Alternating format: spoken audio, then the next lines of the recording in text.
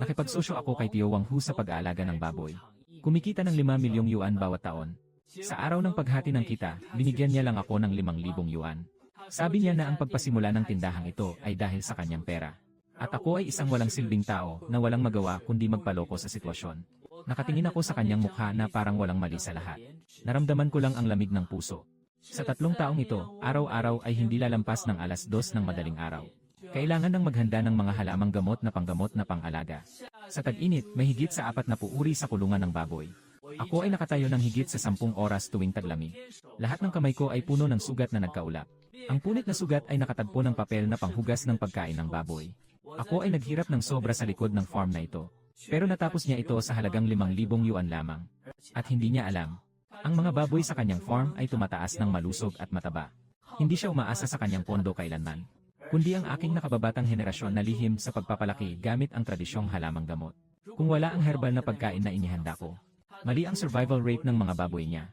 Pero hindi ko sinabi ang katotohanan. Sa huli, iniwan niya agad ang bank card at umalis. Sa pagkakataong ito, tumapak sa likod ko si Kuya at kumatok ng paa. Si Kuya Chen Fan ay hindi ka pinabayaan. Huwag kang magsasalita ng basta-basta paglabas mo. Hindi ko siya pinapansin. Naka-scooter. Direktang pumunta sa pinakalumang liblib na bahagi ng kabundukan sa silangan ng bayan. May isang lumang tambakan ng mga inabandunang kulungan ng baboy. Ito ay isang pag-aari na pinatatakbo ng isang dayuhang may-ari 3 taon na ang nakalipas. Kalaunan, dahil sa malawakang sakit ng mga baboy. Pagkatapos magbayad ang amo ng buong halaga, tuluyang naiwang kalbo at walang silbi. Pagdating sa destinasyon, nakita ko ang punong barangay at pumirma ng kontrata sa paupahan. Ang punong barangay ay huminga ng malalim tungkol sa lugar na iyon na sira na. Kahit magbigay pa ng pera, walang gustong kumuha. Dapat mong pag-isipan ng mabuti. Umiti ako at tumango. Sabihin mo lang sa akin kung magkano ang renta sa isang taon. Naisip ng punong barangay ng sandali. Siguro mga 500 pesos ang isang taon na renta. Pero bago tayo magsimula, kailangan nating sabihin ang totoo. Kahit gaano ka pakalugi pagkatapos magrenta. Walang pakialam ang buong baryo. Mabilis kong binilang sa isip ko. Tanggalin ang 5 taong renta. May higit sa 40,000 pa ang natitira. Kung ayusin ko ang kulungan ng baboy, bibili pa ako ng ilang magagandang lahi ng baboy at kahit paano ay sulit pa rin ang pagbili ng mga halamang gamot na ito. Nang makita ko ito, agad kong pinasya na pumirma ng kontrata. Naisip ko ng mabuti. Paano pwede nang pumirma ng kontrata ngayon? Matapos ang lahat ng ito, pumunta ako sa bayan para bumili ng ilang mga hardware at materyales sa konstruksyon. Pagbalik ay agad na tinanggal ang dumi sa kamay niya. Sa panahong ito, lumapit ang may-ari ng kalapit na manukan, bata. Walang problema sa ulo mo, ha? Yung nag-alaga ng baboy dati, naubusan na ng kahit pang ibaba. Bakit ka pa rin namumupahan sa ganitong malas na lugar? May ilang matatandang lalaki at babae na dumaan na nakapaligid sa tabi. Hindi ba't gusto mong makisali sa usapan? Ngayon ang mga kabataan ay impulsive at mainitin ang ulo. Kapag may dalawa kang pera sa kamay, natatakot kang masunog. Kailangan pa ring itapon sa tubig. Nakinig lang sa inay, umiti ako at nagwawagayway ng kamay, mga lolo at lola. Hintayin ko nang lumabas ang baboy ko sa kako kayo bibigyan ng 2 kilo ng karne bawat isa. Nang marinig ang salita, isang malakas na ingay ng makina ang biglang umalingaw-ngaw. Mabangis na tigre ay bumaba ang bintana at nagsalita si Chen Fan. Sabi ko, bakit hindi ka pumasok sa trabaho ngayon? Akala ko dito ka naglalaro sa ganitong sira-sirang kulungan ng baboy. Ang hangin dito ay puno ng sakit. Kung ano ang inalagaan, yun din ang mamamatay. Kung sasama ka sa akin sa bahay namin. Para akong walang nangyari. Pero hindi ko siya pinapansin. At ito ay nagpatuloy sa paglilinis ng trabaho. Nakita ni Wang Hu na tuluyang siyang hindi pinapansin. Ang mukha niya biglang naging seryoso, walang hiya ka talaga, ano? Gusto kong makita kung ano ang kaya mong gawin. Anong magagawa mong gulo dito sa sira-sirang lugar na ito? Pagkatapos magsalita, bigla niyang pinatakbo ng malakas ang gas. Hinampas niya ang itim na Porsche at tuluyang umalis si Tayan. Hintayin ko munang matapos ang aking malinis na renovation sa kulungan ng baboy. Lumubog na ang araw. Dahan akong bumangon ng dahan-dahan. Parang masusunog ang buong katawan ko na parang nabasag na ang mga buto ko. Bawat galaw ay may ingay na crate na parang kumikiskis. Kahit na ganito pa man. Ngunit sa aking puso, nararamdaman ko ang hindi pa nararanasang kapanatagan. Inihanda ko na ang mga gamit. Sumakay ng S-bike at umuwi na naghihintay sa bahay pagdating ko. Amoy ng masaganang amoy ng pagkain ang bumalot sa hangin. Nanagdag ang nanay ko ng isang malaking piraso ng adobong baboy sa akin. Chen Fan, gaano karaming pera ang ibinigay sa iyo ng iyong tiyo ngayong taon? Ako ay tahimik na tumugon. Ngumiti lang at sinabi 50,000. Nang marinig iyon, biglang niyang itinulak ang chopsticks sa mesa na parang may sinasabi. Hindi ba malinaw na pang-aapi ito? Biglang napalunok ang mata ng asawa sa tabi niya. Malapit nang ipanganak ang ating anak. Paano kaya magagamit ang 5,000 yuan na ito? Ang aking ama na nakaupo sa kabilang dulo ng hapagkainan. Patuloy lang na naninigarilyo ng tahimik. Hindi kailanman nagsalita. Huminga ng malalim, hindi ko na kayo itinatago pa. Nasa pinakalabing malayong bahagi ng bundok sa baryo ako nakatira. Nagtayo ako ng isang abandonadong kulungan ng baboy. Nakipirma na ako ng kontrata ng 5 taon. Naghahanda akong magsimula ng sarili kong negosyo. Nanlaki ang nanay ko at biglang tumayo. Paano ka naman magiging ganito ka-impulsive? Sigurado kang nadadala ka ng galit sa iyong tiyo. Natatakot ako sa sarili kong dibdib. May tiwala ako sa aking kakayahan. Mayroon akong mga paraan para sa midong na pagkain at ekolohikal na pagpapalaki. Basta't magsikap ako ng mabuti, tiyak na magtatagumpay ako. Sa oras na ito, tiyak na magtatagumpay ako basta magsikap ako ng maayos. Kailangan lang nating mga lalaki ay may dangal. Hindi pwedeng hayaan na manakawan ng buong buhay pagkatapos kumain. Kinuha ko mula sa kabinet sa storage room. Kinuha niya ang piraso na yon. Isang papel na nakasulat ang resipe ng herbal na pagkain para sa hayop. Si Wang Hu ay palaging naniniwala. Ang pagkain sa bituka ng baboy niya. Lahat ay mga karaniwang halamang gamot. Kunin ang tamang sukat at durugin ito para gawing pulbos. Iniisip niya na ang 3 taong ito. Sapat na para sa kanyang mga tao. Nang hindi napapansin, natutunan niya ang aking kasanayan. Kaya niya akong pinapalayas gamit ang halagang 50,000 yuan. Pero hindi niya alam. Ang pangunahing bahagi ng resipe na ito ay hindi na sa mga sangkap mismo. Nasa tamang proporsyon at proseso ng paggawa ito nakasalalay. Kahit na alam niya, basta ang maling paraan ng pagluluto ng mga gamot, hindi maganda ang magiging epekto nito. Ang epekto ay magiging sobrang iba. Kinabukasan ng umaga, bumili agad ako ng ilang halamang gamot. Haluin ang iba't ibang pulbos ng gamot ayon sa tamang proporsyon at haluin pantay-pantay. Alagang hayop na inihanda ng maaga sa mas malalayong radius. Matapos ang lahat ng ito, wagain akong nagsisimula maglagay ng fermentation bed bedding.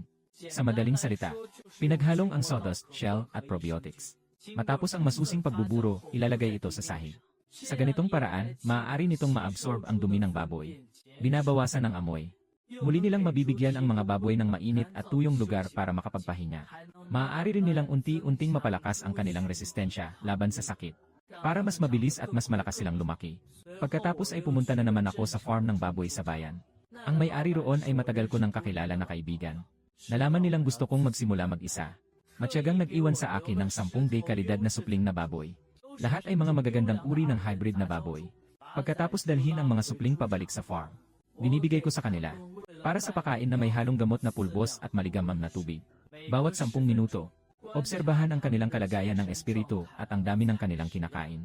Sa ganitong paraan, nandoon ako sa kulungan ng baboy. Sa simpleng kubo sa tabi, nanirahan sila ng 7 araw. Sa wakas ay nakasanayan na ng mga supling ng baboy ang bagong kapaligiran. Sa umaga ng araw na ito, nasa loob ako ng kulungan ng baboy, naghalo ng pagkain. Si Wang Hu ay pumasok ng may kumpiyansa at walang pakundangan. Kasama pa sa likod si Chen Fan, ang mga katulong sa piggery. Bakit hindi mo ako sinabihan kapag naayos mo na ang pig farm mo? Ibibigay ko sa iyo ang 2 sako ng dekalidad na pagkain para sa hayop. Para naman mapanatili ang mukha mo. Tumanggi ako, hindi na kailangan. Magpatuloy ka sa iyong sariling landas. Ako ang naglalakad sa aking sariling daang mahirap. Si Wang Hu ay umiikot sa loob ng piggery. Ang kulungan mo sa baboy, parang ginawa lang sa pansamantalang kubo. Kahit ang baboy ay kakain para hindi mawalan ng timbang. Habang nagsasalita siya ay inangat pa niya ang baba niya. Sa lugar mong ganyan, may tao bang pumarito para kunin ang iyong baboy? Sa huli, nawala ang buong yaman ko. Huwag kang magmamakaawa sa akin na humiram ng pera habang nakaluhod. Kakatapos ko lang mag-sign ng malaking kontrata. Para sa isang kilalang tindahan ng lutuing dekalidad. Garantyang taon na 800,000. Sabi nito, pinakawalan niya ang kamay at iniwan ang 2 katulong na kasama niya. Alam ko sa puso ko, kahit na talagang malayo ang lugar na ito. Pero lahi ang pag-aalaga ng baboy sa teknolohiya at kalidad ng karne. Basta't malusog at matibay ang aking baboy. Sa mga liblib na lugar, may mga mamimili pa rin na pumupunta dahil sa magandang reputasyon. Ang tunay na kalidad ay hindi natatakot sa dilim ng alley. Ganito rin ang prinsipyo sa pagpapalaki ng baboy. Pagkaraan ng 4 na buwan, lahat sa farm ng baboy ay unti-unting ayos na. Habang maganda ang paglaki ng mga baboy. Sa umaga na ito, ako ay nagtatala ng datos tungkol sa paglaki ng mga baboy. Nakita ko lang ang manok sa kabila. Pagkatapos maglibot sa paligid, umalis na ang may-ari ng farm at ilang mga residente. Lumapit ka. Pagkatapos maglibot sa paligid ng manukan, ang may-ari nito ay nagmasid-masid. Biglang napadilat ang mga mata niya. Ang galing mong mag-alaga ng baboy na ito. Lahat ay puno ng enerhiya. Ang kulay ng balahibo ay ganito ring kaliwanag. Isang matandang babae sa tabi. Hinawakan niya ang likod ng baboy na maliit. Pare, sigurado na maganda ang kalidad ng karne ng baboy mo. Ang pamilya ng pamangkin ko ay nag-aangkat ng baboy. Ngayon agad akong tatawagan siya para dumaan muna at kunin ito. Mas mataas ang presyo mo ng 2 sentimos kaysa sa merkado. Nang marinig ang salita, biglang nagkagulo ang mga nakatira sa paligid. Mag-iwan ka sa akin ng 1-0 gin. Pagkatapos lumabas ang baboy, agad akong kukuha. Para sa mga nakatatanda at mga bata sa pamilya, magpalakas. Gusto ko ng 20 kilo. Maraming kamag-anak ko ang mahilig kumain ng ganitong lokal na karne ng baboy. Biglang naging masaya ang tahimik na kulungan ng baboy. Sa oras na yon, narinig ang ingay ng electric scooter sa pintuan. Tumingin ako pataas. Nakikita ko ang asawa na nakapagdadalang tao ng malaki. Dahan-dahan siyang lumapit sa akin. Asawa, matagal ka ng abala. Sigurong hindi ka pa nakakakain, dala ko na ang pagkain mo. Agad akong tumakbo para tulungan siya. Bakit ka nandito? Magtatagal ng 20 minuto ang bayahe mula sa bahay papunta dito gamit ang bisikleta. Puno ng mga hukay ang daan. Ang laki na ng tiyan mo. Paano kung mauntog ka naman? Asawa ko ay niyayakap sa akin ang dermal bag, hindi ako mapakali para sa'yo. Matagal ka nang hindi nakakain ng maayos nitong mga nakaraang araw. Pagbukas ko ng dermal bag, tiningnan ko. Nandoon ay isang malaking mangkok ng beef brisket rice. May isang mangkok pa ng mainit na sabaw. Lahat ito ay mga paborito kong kainin. Pagkatapos kumain, naghahanap ako ng masasakyan sa tabi ng daan at pinauwi ko ang asawa ko sa bahay. Pagkatapos ay nagmamadaling bumalik sa kulungan ng baboy upang magpatuloy sa trabaho. Kakalakad ko lang sa tabi ng kubo. Nalaman ko na may isang bank card na nakalagay sa upuan. May isang sulat din sa tabi, mahal. Ito ang kasal natin. Ang pera ng dowry na ibinigay ng mga magulang ko. Ngayon ay natitira na lang ang 31,000. Kunin mo na ang panggasto sa pagkain ng hayop. Kaya mo yan, naniniwala kami ni baby sa'yo. Niyakap ko ang bank card at napailing. Alam kong may pangarap at suporta mula sa isang pamilya sa likod ko. Sa pagkakataong ito, hindi ko maaaring sabihin. Noong gabing iyon, nakakita ako ng isang balita sa lokal na telebisyon. Ayon sa ulat ng telebisyon mula noong simula ng tag-init, maraming lugar ang nakaranas ng paglabag sa mga regulasyon sa pagpapalaki ng baboy. Maraming farm ang natuklasan na gumagamit ng bawal na pampalasa. At kasama ang 4 na nag-expire na feed. Naglabas ang Bureau of Animal Husbandry ng abiso. Kailangan magsagawa ng masusing pagsisiyasat sa lahat ng mga farm sa buong bayan. Masusing pagsusuri, kalagayan ng tamang timpla ng pagkain at paggamit ng mga pampadagdag. Naramdaman ko ang kabog sa dibdib ko. Upang mabawasan ang gastos ni Wang Hu, laging nais na mapanatili ang tamang proseso. Pinapalitan ang buong presyo ng feed sa mas mura at mas dekalidad na pagkain. Sinasabi pa na magdadagdag ng mga imported na pampalago.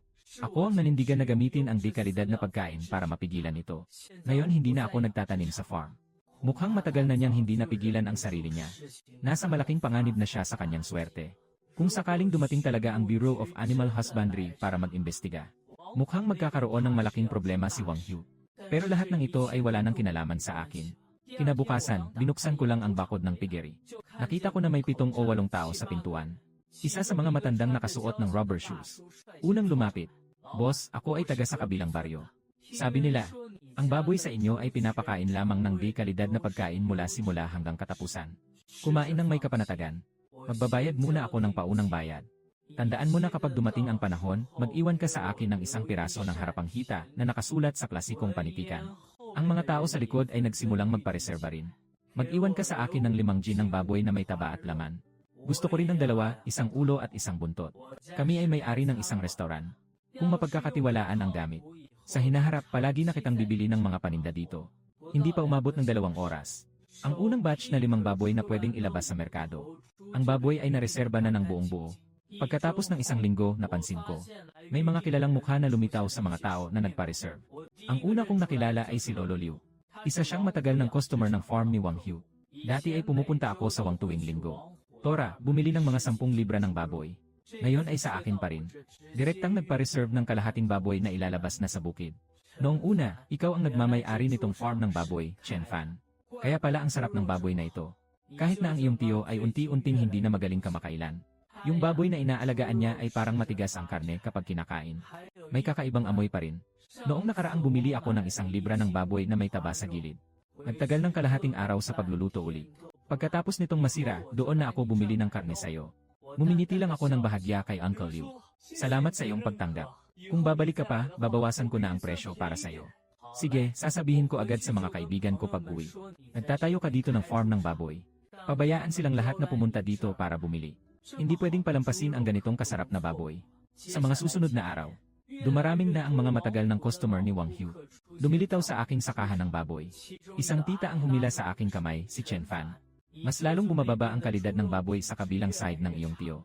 Noong huli akong bumisita sa kanya para bumili ng baboy, nakakita rin ako ng patay na daga sa loob ng konstruksyon. Natatakot ako agad at dali-dali akong umalis. Alam ko sa loob ko, ang farm ng pagpapalaki ni Wang Hu. Kung wala ang aking paraan ng siyentipikong pag-isip, ayaw din nilang gamitin ang di-kalidad na pagkain para sa mga baboy. Hindi niya talaga nililinis ng maayos ang kulungan araw-araw. Hindi makakakuha ng magandang karne ng baboy ng natural. Kung magagawa niyang manatiling tapat sa kalidad ng produkto, kaya pa rin itong tumagal ng kaunti. Pero ang tanging iniisip niya ay kumita ng pera. Kahit ang pinakapangunahing kalidad at kalinisan ay hindi pinapansin. Sa huli, magkakaroon din ito ng problema. Sa kabilang banda, sa farm ni Wang Hu, biglang pinukol ni Wang Hu ang maliit na mesa sa harap niya. Kamakailan, ano ang nangyayari? Bumababa ang bilang ng mga tao na bumibili ng baboy. Nawawala pa nga ang mga order sa restaurant. Ikaw ba ang nagpakain noong panahon na yon? Hindi mo nilagyan ng suka ang inihaw na manok ayon sa sinabi ko. Si Xiao Tian ay nakaramdam ng inis at ibinaba ang ulo niya, boss. Sundin ko ng ganap ang paraan ng pagpapakain na iniwan ni Chen Fan. Pinatuyo ko na rin ang manok na may suka ayon sa sinabi mo. Pero ang baboy ay hindi na kasing sigla ng dati. Ang kalidad ng karne ng baboy na inilalabas na ay mas masama na rin. Lahat ng kumain ay nagrereklamo. Sinasabi na may kakaibang amoy ng hilaw na isda. Si Wang Hu ay tumayo na. Siguradong si Chen Fan ang may masamang balak. Nang pag-alis, nakatago ang mahalagang kasanayan sa pag-isip siyentipiko. Gusto lang nilang agawin ang negosyo ko. Si boss, lumapit si Xiao Chen. Sa tingin ko hindi lang ito tungkol sa paraan. Ngayon ay pinalitan na natin ng mas mura at di kalidad na panggagaya na pagkain. Nagdagdag pa ng suka at pampalasa. Pagkatapos kumain ng baboy, nakikita mong mabilis silang lumaki. Pero talagang mas masahol pa ang kalidad ng karne. At saka, mas hindi rin kasing linis ang konstruksyon kumpara noon. Lalong tumitindi ang lasa. Wang Hu biglang sigaw, anong alam mo? Ito ay kontrol sa gastos. Paano tayo kikita kung hindi gagawin ito? Matapos ang 2 araw, nasanay na ang customer. Hindi na nagsalita pa si Wenyan Xiao ng higit pa. Si Old Zhang na responsable sa paglilinis ng konstruksyon sa tabi. Nagsasabi ng tahimik na bulong. Araw-araw akong nililinis ang tirahan. Alam ko kung sariwa o hindi ang karne na ito. Ngayon, pagkatapos kumain ng baboy ng di kalidad na pagkain, mukhang hindi na siya ganap na gana kumain. Kung magpapatuloy pa rin ito, baka magka-epidemya na. Binilinan siya ni Wang Hu ng isang mata at sinabing tumahimik na siya. Simula bukas, ang feed ni Ligia ay doble ang pagpapalago. Hindi ko maniwala na hindi ko mapapanatili ang mga kliyente. Samantala, may bagong order na naman ako. Isang nakasuot. Ang lalaking nasa katamtamang edad na nakasuot ng suit ay lumapit sa harap ko. Kumusta, Gino Chen? Ako si Lin Jiangho, ang mahusay na mamimili dito sa bayan. Gusto kong makipirma ng kontrata sa iyo para sa supply. Sa hinaharap, lahat ng baboy na kinakain sa aming restaurant ay galing sa iyo. Ang susunod ay ang pinakamalaking restaurant sa bayan. Ang negosyo ay patuloy na umaangat. Makamit ang kanilang pagkilala. Mabilis na magiging kilala ang aking farm ng baboy. Gino Lin, hindi ba kayo dati nanggagaling sa kay Wang Hu para sa mga panindan nyo? Bakit bigla mong naisip na nandito ako? Huwag na nating pag-usapan si Lin Jiangho, itigil na natin. Noong nakaraang buwan, may amoy kakaiba ang baboy na kanilang inihain. Maraming mga bisita ang nagtatae pagkatapos kumain. Dahil dito, marami rin kaming nalugi. Sa kalaunan, nalaman namin na ikaw mismo ang nagmamay-ari ng isang pig farm. Ngumiti ako at nagpasalamat kay Ginoong Lin. Pwede na nating subukan mag-supply ng 1 linggo muna. Pagkatapos subukan ng inyong restaurant. Kung sa tingin mo ay walang problema sa kalidad ng baboy, magpapatuloy tayo sa paglagda ng pangmatagalang kontrata sa supply. Si Lin Jiangho ay agad na nag-iwan ng aking contact details. Boss Chen, kaya magsimula ka ng maghatid ng mga kalakal sa amin mula sa susunod na Lunes. Magbabalikan tayo at magpapatawad na. Pakikipagtulungan. Ang balita ay agad na kumalat sa tainga ni Wang Hu. Sa gabing na yon, pumasok siya ng galit na galit sa aking piggery. Chen Fan, ginusto mo ba talaga yon? Pero hindi ko siya pinansin. At ito ay nagpatuloy sa paglilinis ng kulungan ng baboy. Dito ay may sasabihin. Huwag kang mag-ingay dyan. Hinakotohan mo ang baboy ko. Si Wang Hu ay malakas na pinakawalan ang kanyang paa upang sipain ng malakas ang bakod sa tabi niya. Kung sadyang ginusto mong agawin ang negosyo ko, ayos lang. Bakit mo itinatago ang mga teknik sa pagpapalaki? Kahit anong gawin ni Xiao Tian, hindi niya mapapantayan ang dating kalidad. Anong balak mo? Sigurado bang matagal ng plano mong makipagkontra sa akin? Dahan-dahan akong tumayo. Hindi pwedeng ganito ang sabihin ni Tio. Ang kliyente ay gustong pumunta dito sa akin. Dahil maganda ang kalidad ng baboy namin. Kahit gustuhin ko man napigilan, hindi ko magagawa. Sa iyong farm ng baboy, punong-puno ng daga. Alam mo ba talaga kung ano ang dahilan, hindi mo lang alam sa sarili mo. Nanginig ang buong katawan ni Wang Hu sa galit. Anong nangyari sa kalinisan ng bahay namin? Minsan lang naman ito nakakalimutan. Hindi ganoon kasobra ang sinasabi mong kalaki. Sa tingin ko sinasadya mong itago ang isang bagay. Ayaw magpakatotoo na ibigay si Xiao Tian ng buong puso. Kung ibibigay mo lahat ng paraan ng pagpapalaki ng baboy sa kanya, paano maaaring ang baboy namin? Naging ganito na ang itsura nito ngayon. Ngumisi ako ng malamig na parang 99. Noong una, sa iyong piggery, ang tamang proporsyon ng sangkap. Oras ng pagpapakain at pagdidisinfekta ng kulungan. Anong hindi ko na ituro sa iyo at kay Xiao Tian? Ikaw mismo ang naghangad ng mura. Nagpapalit ng di kalidad na pagkain at nagdadagdag ng bawal na sangkap sa pagkain ni Director Chang. Ngayon ay mahina na ang negosyo. Ikaw pa ang may kasalanan. Wang Hu hums coldly and says, huwag kang magpanggap na santo dito. Hindi naman ito basta-basta swerte. Ito ay isang pamanang lihim mula sa iyong mga kaibigan. Inikot ko ang ulo ko, walang kinalaman ito sa lihim na resipe. Ito ay may kaugnayan sa iyong konsensya. Magpapakain ako ng negosyo. Nawalan na ng konsensya. Tapos na ang negosyo. Biglang napadilat ang mata ni Wang Hu. Bakit mo ako pagtawanan na gagawin ang bagay? Anong klaseng tao ka? Nagpakita ako ng palatandaan na humihingi ng pabor. Umalis ka na lang kung walang problema. Kailangan ko pang pakainin ang hayop. Walang oras para makipag-away sa iyo dito. Wang Hu na inggit na nakatingin ng matalim kay Chen Fan. Tignan natin kung sino ang mauuna. Hindi pa tapos ito. Pagkatapos magsalita, siya ay umiling at umalis na. Dahil dito, mas lalong sumisigla ang negosyo ng aking piggery araw-araw. Ang mga customer na bumibili ng karne ng personal ay direktang dumoble. Itong gabing iyon, tapos ko nang ayusin ang piggery at naghahanda ng umuwi. Biglang tumunog ang telepono. Naririnig ang boses ni Wang Hu sa kabilang linya, Chen Fan. Noong una, hindi maganda ang naging ugali ng tiyo. Huwag mong masyadong seryosohin yon. Dahil sa pagtulong natin sa isa't isa, magbibigay ako sa iyo ng 20,000 yuan bawat buwan para tumulong sa akin. Mas madali ito kaysa sa piggery na pinangangalagaan mo. Ngumiti ako ng malamig at ngayon ay nanliligaw na akong bumalik. Noong una, ginamit nila ang 50,000 yuan para mapahiya ako. Bakit hindi mo naisip yon? Sa sarili mong pagkakamali, abot ka sa ganitong kalagayan ngayon. Wang Hu huminga ng malalim. Sige na, abot na ako ng 40,000 para sa iyo. Ang ganda ng trato na ito. Pero kahit magdala pa ng ilaw, hindi pa rin mahahanap. Tito, nakalimutan mo ba? Noong una, sinabi mong personal mong inabot ang pagkain. Ang paglilinis ay kaya gawin kahit ng mga nakapagtapos na ng elementarya. Mas maghanap ka na lang ng ibang tutulong sa'yo. Pagkatapos kong magsalita, agad kong binaba ang tawag. Pagkatapos noon, si Wang Hu ay nagpadala pa sa akin ng maraming mapanirang mensahe. Iniisip ko lang na walang kwentang mga walang kabuluhang salita. Binura ko lang ng basta-basta. Ngunit kinabukasan sa tanghali, habang abala ako sa pagtimbang at pag-aayos ng bayarin, biglang sumigaw ng malakas sa pintuan ng farm. May problema ang karne ng baboy na ito. Biglang akong napatingin ng matalim. Nakikita ang isang matipunong lalaki na may peklat sa mukha. Nakahawak ng 2 kamay sa tiyan. Ito ang farm ng baboy na ito. Kagagaling ko lang sa pagbili ng baboy dito para gumawa ng bubauru sa bahay. Pagkatapos kumain, nagkaroon agad ng pagsusuka at pagtatae. Siguradong may halong halalim na pampaliit ng laman ang karne niya. Nadulas. Biglang umatras ng 2 hakbang ang mga nakapila. May ilan ding naglabas ng kanilang mga cellphone para mag-record. Hindi naman dapat ganon. Lahat ba sinasabi nilang ang karne nila ang pinakamaganda ang kalidad?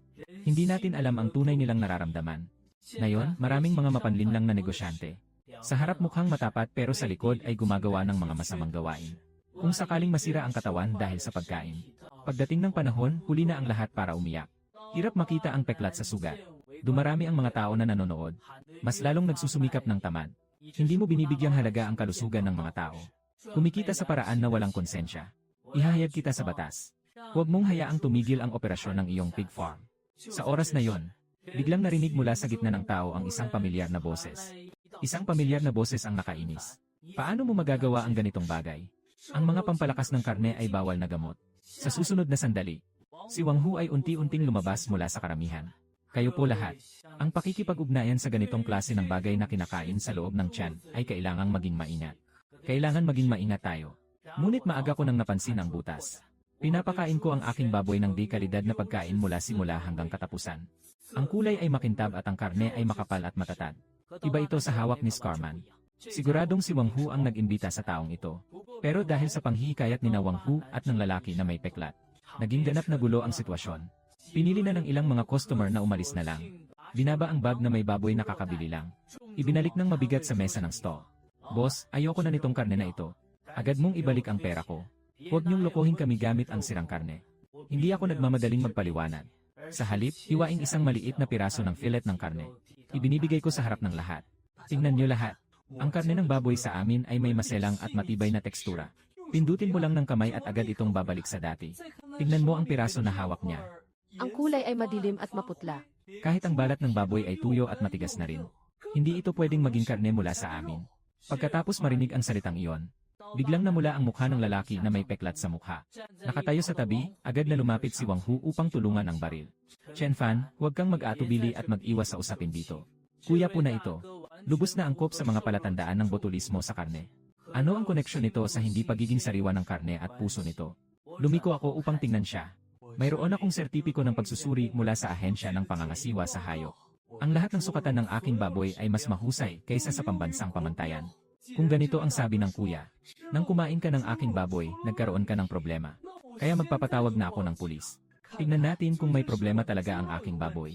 May mga taong sadyang nagkakalat ng kasinungalingan para siraan ako. Ang lalaking may peklat ay hindi mapigilan ang panginginig ng katawan. Maaaring nagkamali ako. Marahil ay nakaramdam ng sakit ng tiyan dahil sa kinain na iba pang bagay. Walang kinalaman sa farm na ito. Nang sabihin niya, isang asul na sasakyan ng pangangasiwa sa merkado na nagsisilbing panghuli. Dahan-dahang bumaba sa pintuan ng farm ng baboy. Dalawang empleyadong nakasuot ng uniforme. May mga tao na bumaba sa sasakyan at nakatanggap tayo ng isang anonymous na reklamo. Ipinapakita na may paglabag sa mga patakaran ang farm ng baboy na ito. Mga isyong tulad ng hindi kwalipikadong kalidad ng karne. Ngayon ay magsasagawa ng on-site na inspeksyon at sampling. Pakiusap, makipagtulungan ka. Umiti ako at tumango. Pulis ang nag-imbestiga. Ang mga tauhan ay naglabas ng mga kasangkapan para sa pagsusuri. Unang nilakad sa tabi ng tirahan. Pumili ng ilang baboy ng pihikan. Kumuha ng mga sample ng dugo. Pagkatapos ay maingat na sinuri ang bentilasyon ng kulungan ng baboy. At tungkol sa kalagayan ng pagdumi. Sa huli, isang empleyadong medyo mataba ang agad na nagdeklara. Matapos ang masusing pagsusuri sa lugar. Ang farm ng baboy ay malinis at maayos ang kalinisan. Ang pagkain ay lehitimo at kwalipikadong produkto. Upang matukoy ang mga ipinagbabawal na pampadagdag at luma ng feed. Maayos ang kalusugan ng mga baboy. Lahat ng mga sukatan ay pumapasa sa mga pamantayan sa pagpapalaki at pagkain. Mga pamantayan sa kaligtasan. Kumuha kami ng mga sample mula sa lugar para sa pagsusuri. Sa ngayon ay walang nakitang anumang problema. Nang marinig niya ang kanyang salita, biglang nag-umpisa ang gulo sa mga tao sa paligid. Sabi ko na nga ba, laging tapat ang puso ni Boss Chen sa kanyang trabaho. Paano maaaring magbenta ng masamang baboy na karne? Akala ko talaga sinasadyang magulo at mangloko. Ang sama ng ugali nila. Yung mga customer na kanina ay nakipag-ugnayan para maghain ng reklamo tungkol sa pagbabalik ng produkto. Biglang bumaba ang ulo. Ang matabang na kawani ay humarap at tumingin sa lalaking may peklat sa mukha. Ikaw ang nagsumbong na nagsabing pagkatapos kumain. Siguradong ang taong may sakit ang tinutukoy. Pakipakita ang resibo ng pagbili. Sama-sama kaming magpapasuri sa karagdagang pagsusuri. Kung talagang may issue sa kaligtasan ng pagkain, kami ay magpapataw ng mahigpit na parusa ayon sa batas. Kung ito ay paninirang puri at kasinungalingan, nagsusulong ng kaguluhan sa normal na operasyon. Kami rin ay mananagot sa ilalim ng batas sa iyong mga legal na pananagutan. Mahirap pakinggan ang mga salita ni Scarface. Pinag-uusapan ang dalawang binti. Halos akong napahiga sa lupa dahil sa maling akala. Lahat ng ito ay isang pagkakaintindihan lang. Talagang mali ang kinain ko. Hindi na ako muling mangangahas. Hindi nagpakita ng kahit anong emosyon ang dalawang tauhan. Hinawakan niya ang kamay upang hindi makuha si Scar. Huwag nang magsalita pa, sumama ka na lang sa amin. Kung hindi ngayon, ipaliwanag mo ng maayos. Ano ba talaga ang nangyayari? Noong gabing iyon, nakakita ako ng isang balita. Ang lokal na istasyon ng telebisyon ay nag-ulat mula noong simula ng tag-init na maraming farm ang nahuli sa paggamit ng ipinagbabawal na mga sangkap. Isyu ng paglabag sa mga regulasyon sa pagpapalaki ng baboy sa lugar na ito. Maraming farm ang natuklasan na gumagamit ng bawal na pampalasa. At kasama ang 4 na nag-expire na feed. Naglabas ang Bureau of Animal Husbandry ng pahayag. Kailangan magsagawa ng masusing pagsisiyasat sa lahat ng mga farm sa buong bayan. Masusing inspeksyon. Kalagayan ng tamang paghahalo ng pagkain at paggamit ng mga pampadagdag. Naramdaman ko ang kabog sa dibdib ko. Upang mabawasan ang gastos ni Wang Hu. Palaging nais mapanatili ang tamang proseso. Pinapalitan ang buong presyo ng feed ng mas mura at mas mababang kalidad na pagkain. Sinasabi pa nilang magdagdag ng mga imported na pampalago. Ako ang nanindigan na gamitin ang di-kalidad na pagkain para mapigilan ito. Ngayon wala na ako sa farm. Mukhang siya ay matagal nang hindi mapigilan ang kanyang malaking swerte sa kayamanan. Kung sakaling dumating ang Bureau of Animal Husbandry para magsiyasat, mukhang magkakaroon ng malaking gulo kay Wang Hu. Pero lahat ng ito ay wala nang kinalaman sa akin. Kinabukasan, binuksan ko lang ang bakod ng piggery. Nakita ko na may 7 o 8 tao sa pintuan. Isa sa mga matanda na nakasuot ng goma na sapatos. Unang lumapit at nakipag-ugnayan. Boss, ako ay taga-kabilang ngayon. Sabi nila, ang baboy sa inyo ay pinapakain ng di-kalidad na pagkain mula simula hanggang katapusan. Kumain ng may kapanatagan. Magbabayad muna ako ng paunang bayad. Tandaan mo na kapag dumating ang panahon, mag-iwan ka sa akin ng isang piraso ng harapang hita. Ang mga tao sa likod ay nagsimulang magpareserba rin. Mag-iwan ka sa akin ng 5 gin ng baboy na may taba at laman. Gusto ko rin ng 2, isang ulo at isang buntot. Kami ay nagmamay-ari ng isang restaurant. Kung mapagkakatiwalaan ang gamit. Mula ngayon, palagi na akong kukuha ng mga paninda dito sa'yo. Hindi pa 2 oras ang lumipas. Ang unang batch ng 5 baboy na pwedeng ilabas. Nabook na ng maayos at walang natira. Pagkalipas ng 1 linggo, napansin ko. May mga kilalang mukha na lumitaw sa mga nagpa-reserve. Ang una kong nakilala ay si Lolo Liu. Isa siyang matagal ng customer ng farm ni Wang Hu. Noon, tuwing linggo ay bumibili ako ng higit kumulang 10 libra ng baboy kay Wang Hu. Sa pagkakataong ito, sa akin pa. Direktang nagpa-reserve ng kalahating baboy na ilalabas na. Akala ko ikaw ang nagmamay-ari nitong farm ng baboy na ito. Kaya pala ang sarap ng baboy. Kahit na ang iyong tiyo ay unti-unting hindi na magaling kamakailan. Ang karne ng baboy na inaalagaan niya ay matigas kapag kinakain. May amoy na kakaiba pa rin. Noong nakaraan, bumili ako ng 1 kilo ng baboy na may taba at balik na ako. Matagal na niluluto pero hindi pa rin lumambot. Mula ngayon pupunta na ako dito sa'yo. Nakabili na ako ng karne, bahagyang umiti si Uncle Liu. Salamat sa iyong pagtanggap. Kung babalik ka pa, babawasan ko na ang presyo para sa'yo. Sige, sasabihin ko agad sa mga kaibigan ko pag uwi. Nagtatanim ka dito ng babuyan. Pabayaan silang lahat na pumunta dito para bumili. Hindi pwedeng palampasin ang ganitong kalidad na baboy. Sa mga susunod na araw, mas maraming matagal ng customer ni Wang Hu. Lumilitaw sa aking piggery. Isa sa mga tita ang humawak sa kamay ko, si Chen Fan.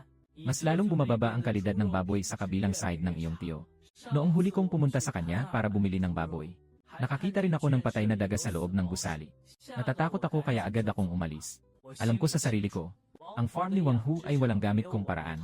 Paraan ng siyentipikong pag-isip. Ayaw din nilang gamitin ang dekalidad na pagkain. Hindi niya kailanman ginagawang seryoso ang paglilinis ng kulungan araw-araw. Hindi makakakuha ng magandang karne ng baboy sa natural na paraan. Kung sakaling mapanat niya ang tunay na kalidad at katotohanan ng produkto, kaya pa rin itong tumagal ng kaunti. Pero siya ay nakatuon lang sa pagkita ng pera. Hindi na iniintindi ang kahit na pinakapangunahing kalidad at kalinisan. Sa huli, magkakaroon din ito ng problema. Sa kabilang banda, sa farm ni Wang Hu, si Wang Hu ay biglang pinakawalan ang maliit na mesa sa harap niya. Kamakailan, ano ang nangyayari? Bumababa ang bilang ng mga tao na bumibili ng baboy. Nawawala pa nga ang mga order sa restaurant. Ikaw ba ang nagpakain noong panahon ng pag-aalaga? Hindi ko sinunod ang sinabi ko na magdagdag ng suka sa manok na may kontrol. Si Xiao Tian ay nakaramdam ng inis at ibinaba ang ulo niya, boss. Sundin ko ng ganap ang paraan ng pagpapakain na iniwan ni Chen Fan. Pinatuyo ko na rin ang manok na may suka ayon sa sinabi mo. Pero ang baboy ay hindi na kasing sigla ng dati. Ang kalidad ng karne ng baboy na inilabas na ay mas mahina rin. Lahat ng kumain ay nagrereklamo. Sinasabi na may kakaibang amoy ng hilaw na isda. Si Wang Hu ay tumayo na. Siguradong si Chen Fan ang may masamang balak. Nang pag-alis niya, ninakaw niya ang mga pangunahing kasanayan sa pag-isip siyentipiko. Gusto lang nilang agawin ang negosyo ko. Si boss, lumapit si Xiao Chen. Sa tingin ko hindi lang ito tungkol sa paraan. Ngayon ay pinalitan na natin ng mas mura at di kalidad na panggagaya na pagkain para sa baboy. Nagdagdag din ng suka bilang pampalasa. Pagkatapos kumain ng baboy, nakikita mong mabilis itong lumaki. Pero lahi talaga ang kalidad ng karne. At saka, ang konstruksyon ay hindi na gaya dati. Ang lasa ng paglilinis ay lalong sumisidhi. Wang hulaang ang galit at sigaw, anong alam mo? Ito ang kontrol sa gastos. Paano tayo kikita kung hindi gagawin ito? Matapos ang 2 araw, nasanay na ang customer. Wenyan Xiao Tian hindi na matapang na magsalita pa. Si Old Zhang na responsable sa paglilinis ng mga roll at set sa tabi. Nagsasalita ng mariin sa sarili. Araw-araw kong nililinis ang mga nakabaluktot na papel. Alam ko kung sari o hindi ang karne na ito. Ngayon, matapos kumain ng baboy ng di kalidad na pagkain, malinaw na walang gana kumain. Kung magpapatuloy pa ito, baka magka-epidemya na. Binilinan siya ni Wang Hu ng isang mata at sinabing tumahimik na siya. Simula bukas, ang feed ni Lee ay doble ang pagpapalago. Hindi ko maniwala na hindi ko mapapanatili ang mga kliyente. Samantala, may bagong order na naman ako. Isang kalalakihang nasa katamtamang edad na nakasuot ng suit. Lumapit siya sa harap ko. Kumusta po, Gino Chen? Ako si Lin Jiangho, ang mahusay na mamimili sa bayan. Gusto kong makipirma ng kontrata sa iyo para sa supply. Sa hinaharap, lahat ng baboy na kakainin namin sa aming restaurant ay galing sa iyo. Ang susunod ay ang pinakamalaking restaurant sa bayan. Palaging masagana ang negosyo. Makukuha ko ang kanilang pagkilala. Mabilis na magiging kilala ang aking piggery. Gino Lin, hindi ba kayo dati nanggagaling sa kay Wang Hu para sa mga panindan nyo? Bakit bigla mong naisip na nandito ako? Huwag na nating pag-usapan pa si Lin Jiangho, itigil na natin. Noong nakaraang buwan, may amoy kakaiba ang baboy na kanilang inaalok. Maraming mga bisita ang nagkaroon ng pagtatay pagkatapos kumain. Dahil dito, marami rin kaming nalugi. Sa kalaunan, nalaman namin na ikaw mismo ang nagmamay-ari ng isang babuyan. Nakita ko ang ulo ni Ginoong Lin. Pwede na nating subukan muna ang isang linggong supply. Pagkatapos subukan ng inyong restaurant. Kung sa tingin mo ay walang problema sa kalidad ng baboy, magpapatuloy tayo sa paglagda ng pangmatagalang kontrata sa supply. Agad na iniwan ni Lin Jiangwo ang aking contact information. Boss Chen, simula sa Lunes ng susunod na linggo, maghatid ka na sa amin. Magbabalikan tayo at magpapatawad na. Balita tungkol sa pakikipagtulungan. Mabilis itong kumalat sa tainga ni Wang Hu. Noong gabing iyon, siya ay pumasok ng may galit sa aking sakahan ng baboy. Chen Fan, sadyang mo bang sinasadya to? Pero hindi ko siya pinansin. Sa halip, ipinagpatuloy niya ang paglilinis ng kulungan ng baboy, may tiyuhin siya. Huwag mong pag-usapan ang mga bagay at mag-ingay dito. Ninakutuhan mo ang aking baboy. Binangga ni Wang Hu ang paa niya ng malakas sa bakod sa tabi. Kung sinasadya mong agawin ang negosyo ko, ayos lang. Pinipigilan pa rin ang mga teknolohiya sa pagpapalaki. Kahit paano alagaan ni Xiao Tian, hindi niya maibabalik ang dating kalidad. Anong balak mo talaga? Matagal ng plano mong makipagkontra sa akin. Dahan-dahang akong tumayo. Hindi pwedeng ganito ang sabihin ni Tio. Handa ang kliyente na pumunta dito sa akin. Dahil maganda ang kalidad ng baboy namin. Kahit gustuhin ko man, hindi ko mapipigilan. Puno ng daga ang buong farm nyo. Alam mo ba talaga kung ano ang dahilan, hindi mo lang alam sa sarili mo. Si Wang Hu ay nanginginig sa galit. Anong nangyari sa kalinisan ng bahay namin? Minsan lang naman ito nakakalimutan. Walang ganun ka-eksagerado ang sinasabi mo. Sa tingin ko sinasadya mong itago ang isang bagay. Ayaw niyang tunay na makipag-ugnayan kay Xiao Tian. Kung ibibigay mo lahat ng paraan ng pagpapalaki ng baboy sa kanya. Ang baboy sa bahay namin. Paano naging ganito ang itsura nito ngayon? Mumisi ako ng mapanlait 79. Noong una, sa tamang proporsyon ng sangkap sa iyong piggery. Oras ng pagpapakain at pagdidisinpekta ng kulungan. Anong hindi ko na ituro sa iyo at kay Xiao Tian? Ikaw mismo ang nagsasamantala sa mura. Nagpapalit ng di kalidad na pagkain at nagkakalat ng mga bawal na bagay si Chang sa kanyang opisina. Ngayon na hindi maganda ang negosyo, sinisisi mo pa ako. Si Wang Hu ay nag-init ang ulo at umungol ng bahagya. Huwag ka nang magpanggap na santo dito. Hindi naman ito isang lihim na resipe ng swerte ng matalik na kaibigan na minamana. Umiti ako at tumango. Hindi ito tungkol sa lihim na recipe. Ito ay may kaugnayan sa iyong konsensya. Magpapalago ka ng negosyo sa pagkain. Kung nawala ang konsensya, tapos na ang negosyo. Biglang napadilat ang mata ni Wang Hu. Bakit mo ako pagtawanan na gagawin ang bagay na yon? Anong klaseng tao ka? Nagpakita ako ng paanyaya gamit ang kamay. Umalis ka na lang kung walang problema. Kailangan ko pang pakainin ang hayop. Walang oras makipag-away sa'yo dito. Wang Hu ay matinding nakatingin sa akin, si Chen Fan. Magpapakita tayo kung sino ang mas magaling. Hindi pa tapos ito. Pagkatapos magsalita ay bigla siyang umalis at lumayo. Dahil dito, mas lalong sumisigla ang negosyo ko sa farm ng baboy araw-araw. Ang mga customer na bumibili ng karne sa bahay ay direktang dumoble. Nitong gabing iyon, kakatapos ko lang mag-ayos sa babuyan at naghahanda ng umuwi. Biglang tumunog ang telepono. Naririnig mula sa kabilang linya ng telepono. Boses ni Wang Hu, Chen Fan. Noong una, hindi maganda ang naging pag-ugali ng tiyo. Huwag mong masyadong alalahanin yan. Dahil sa ating pagtutulungan para sa ating buhay. Magbibigay ako sa iyo ng 20,000 yuan bawat buwan kung babalik ka at tutulungan mo ako. Mas madali ito kaysa sa pag-aalaga mo mismo ng babuyan. Umiti ako ng malamig at ngayon ay nakikiusap na akong makabalik. Noong una, ginamit nila ang 50,000 yuan para mapahiya ako. Bakit wala? Naisip ko na mararating ko ang ganitong kalagayan ngayon. Wang Hu humihina ng malalim. Sige na, abot na ako ng 40,000 para sa iyo, okay na ba? Ang ganyang magandang trato. Pero kahit anong ilawan, hindi pa rin mahahanap. Tito, nakalimutan mo ba? Noong una, sinabi mo mismo ng harapan. Hoy, magpakain ka na. Ang paglilinis ay kaya gawin kahit sino na nakapagtapos ng elementarya. Kung kailangan mo ng tulong, maghanap ka na lang ng iba. Pagkatapos kong magsalita ay agad kong binaba ang tawag. Pagkatapos noon, si Wang Hu ay nagpadala pa sa akin ng maraming mapanganib na mensahe. Iniisip ko lang na walang kwenta at walang kabuluhan na mga salita. Binura ko lang ng basta-basta. Ngunit kinabukasan tanghali. Habang abala ako sa pagtimbang at pag-aayos ng bayarin, biglang umalingaw-ngaw ang isang malakas na sigaw sa pintuan ng farm ng baboy. Pero may problema sa karne ng baboy. Biglang akong napalingon at tumingin ng matalim. Nakikita ang isang matipunong lalaki na may peklat sa mukha. Nakangalang ang tiyan gamit ang parehong kamay. Ito ang farm ng baboy na ito. Kagagaling ko lang sa pagbili ng baboy dito para gumawa ng gubauru sa bahay. Kakalain lang ng kaunti ay nagsuka at nagtulo ang tiyan. Sigurong may halong gamot pampaliit ng laman ang karne niya. Biglang umatras ng 2 hakbang ang mga nakapila na customer. May ilan ding naglabas ng telepono para mag-record. Hindi dapat ganon. Sinasabi ba nila na ang kalidad ng karne nila ang pinakamaganda? Hindi natin alam ang tunay nilang nararamdaman.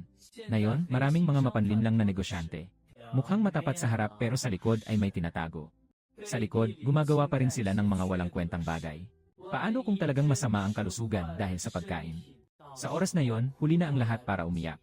Mas maraming tao ang dumarami na nakatingin sa sugat ni Scar yang hindi na maitatago. Mas lalong nagsusumikap sa pag-iyak. Hindi mo pinapahalagahan ang kalusugan ng mga tao. Kumikita sa walang hiya na pera. Ipapahayag ko ang reklamo laban sa iyo. Hindutin ang iyong piggery hanggang hindi na ito makapagpatuloy. Sa sandaling iyon, biglang narinig mula sa karamihan ang isang pamilyar na boses.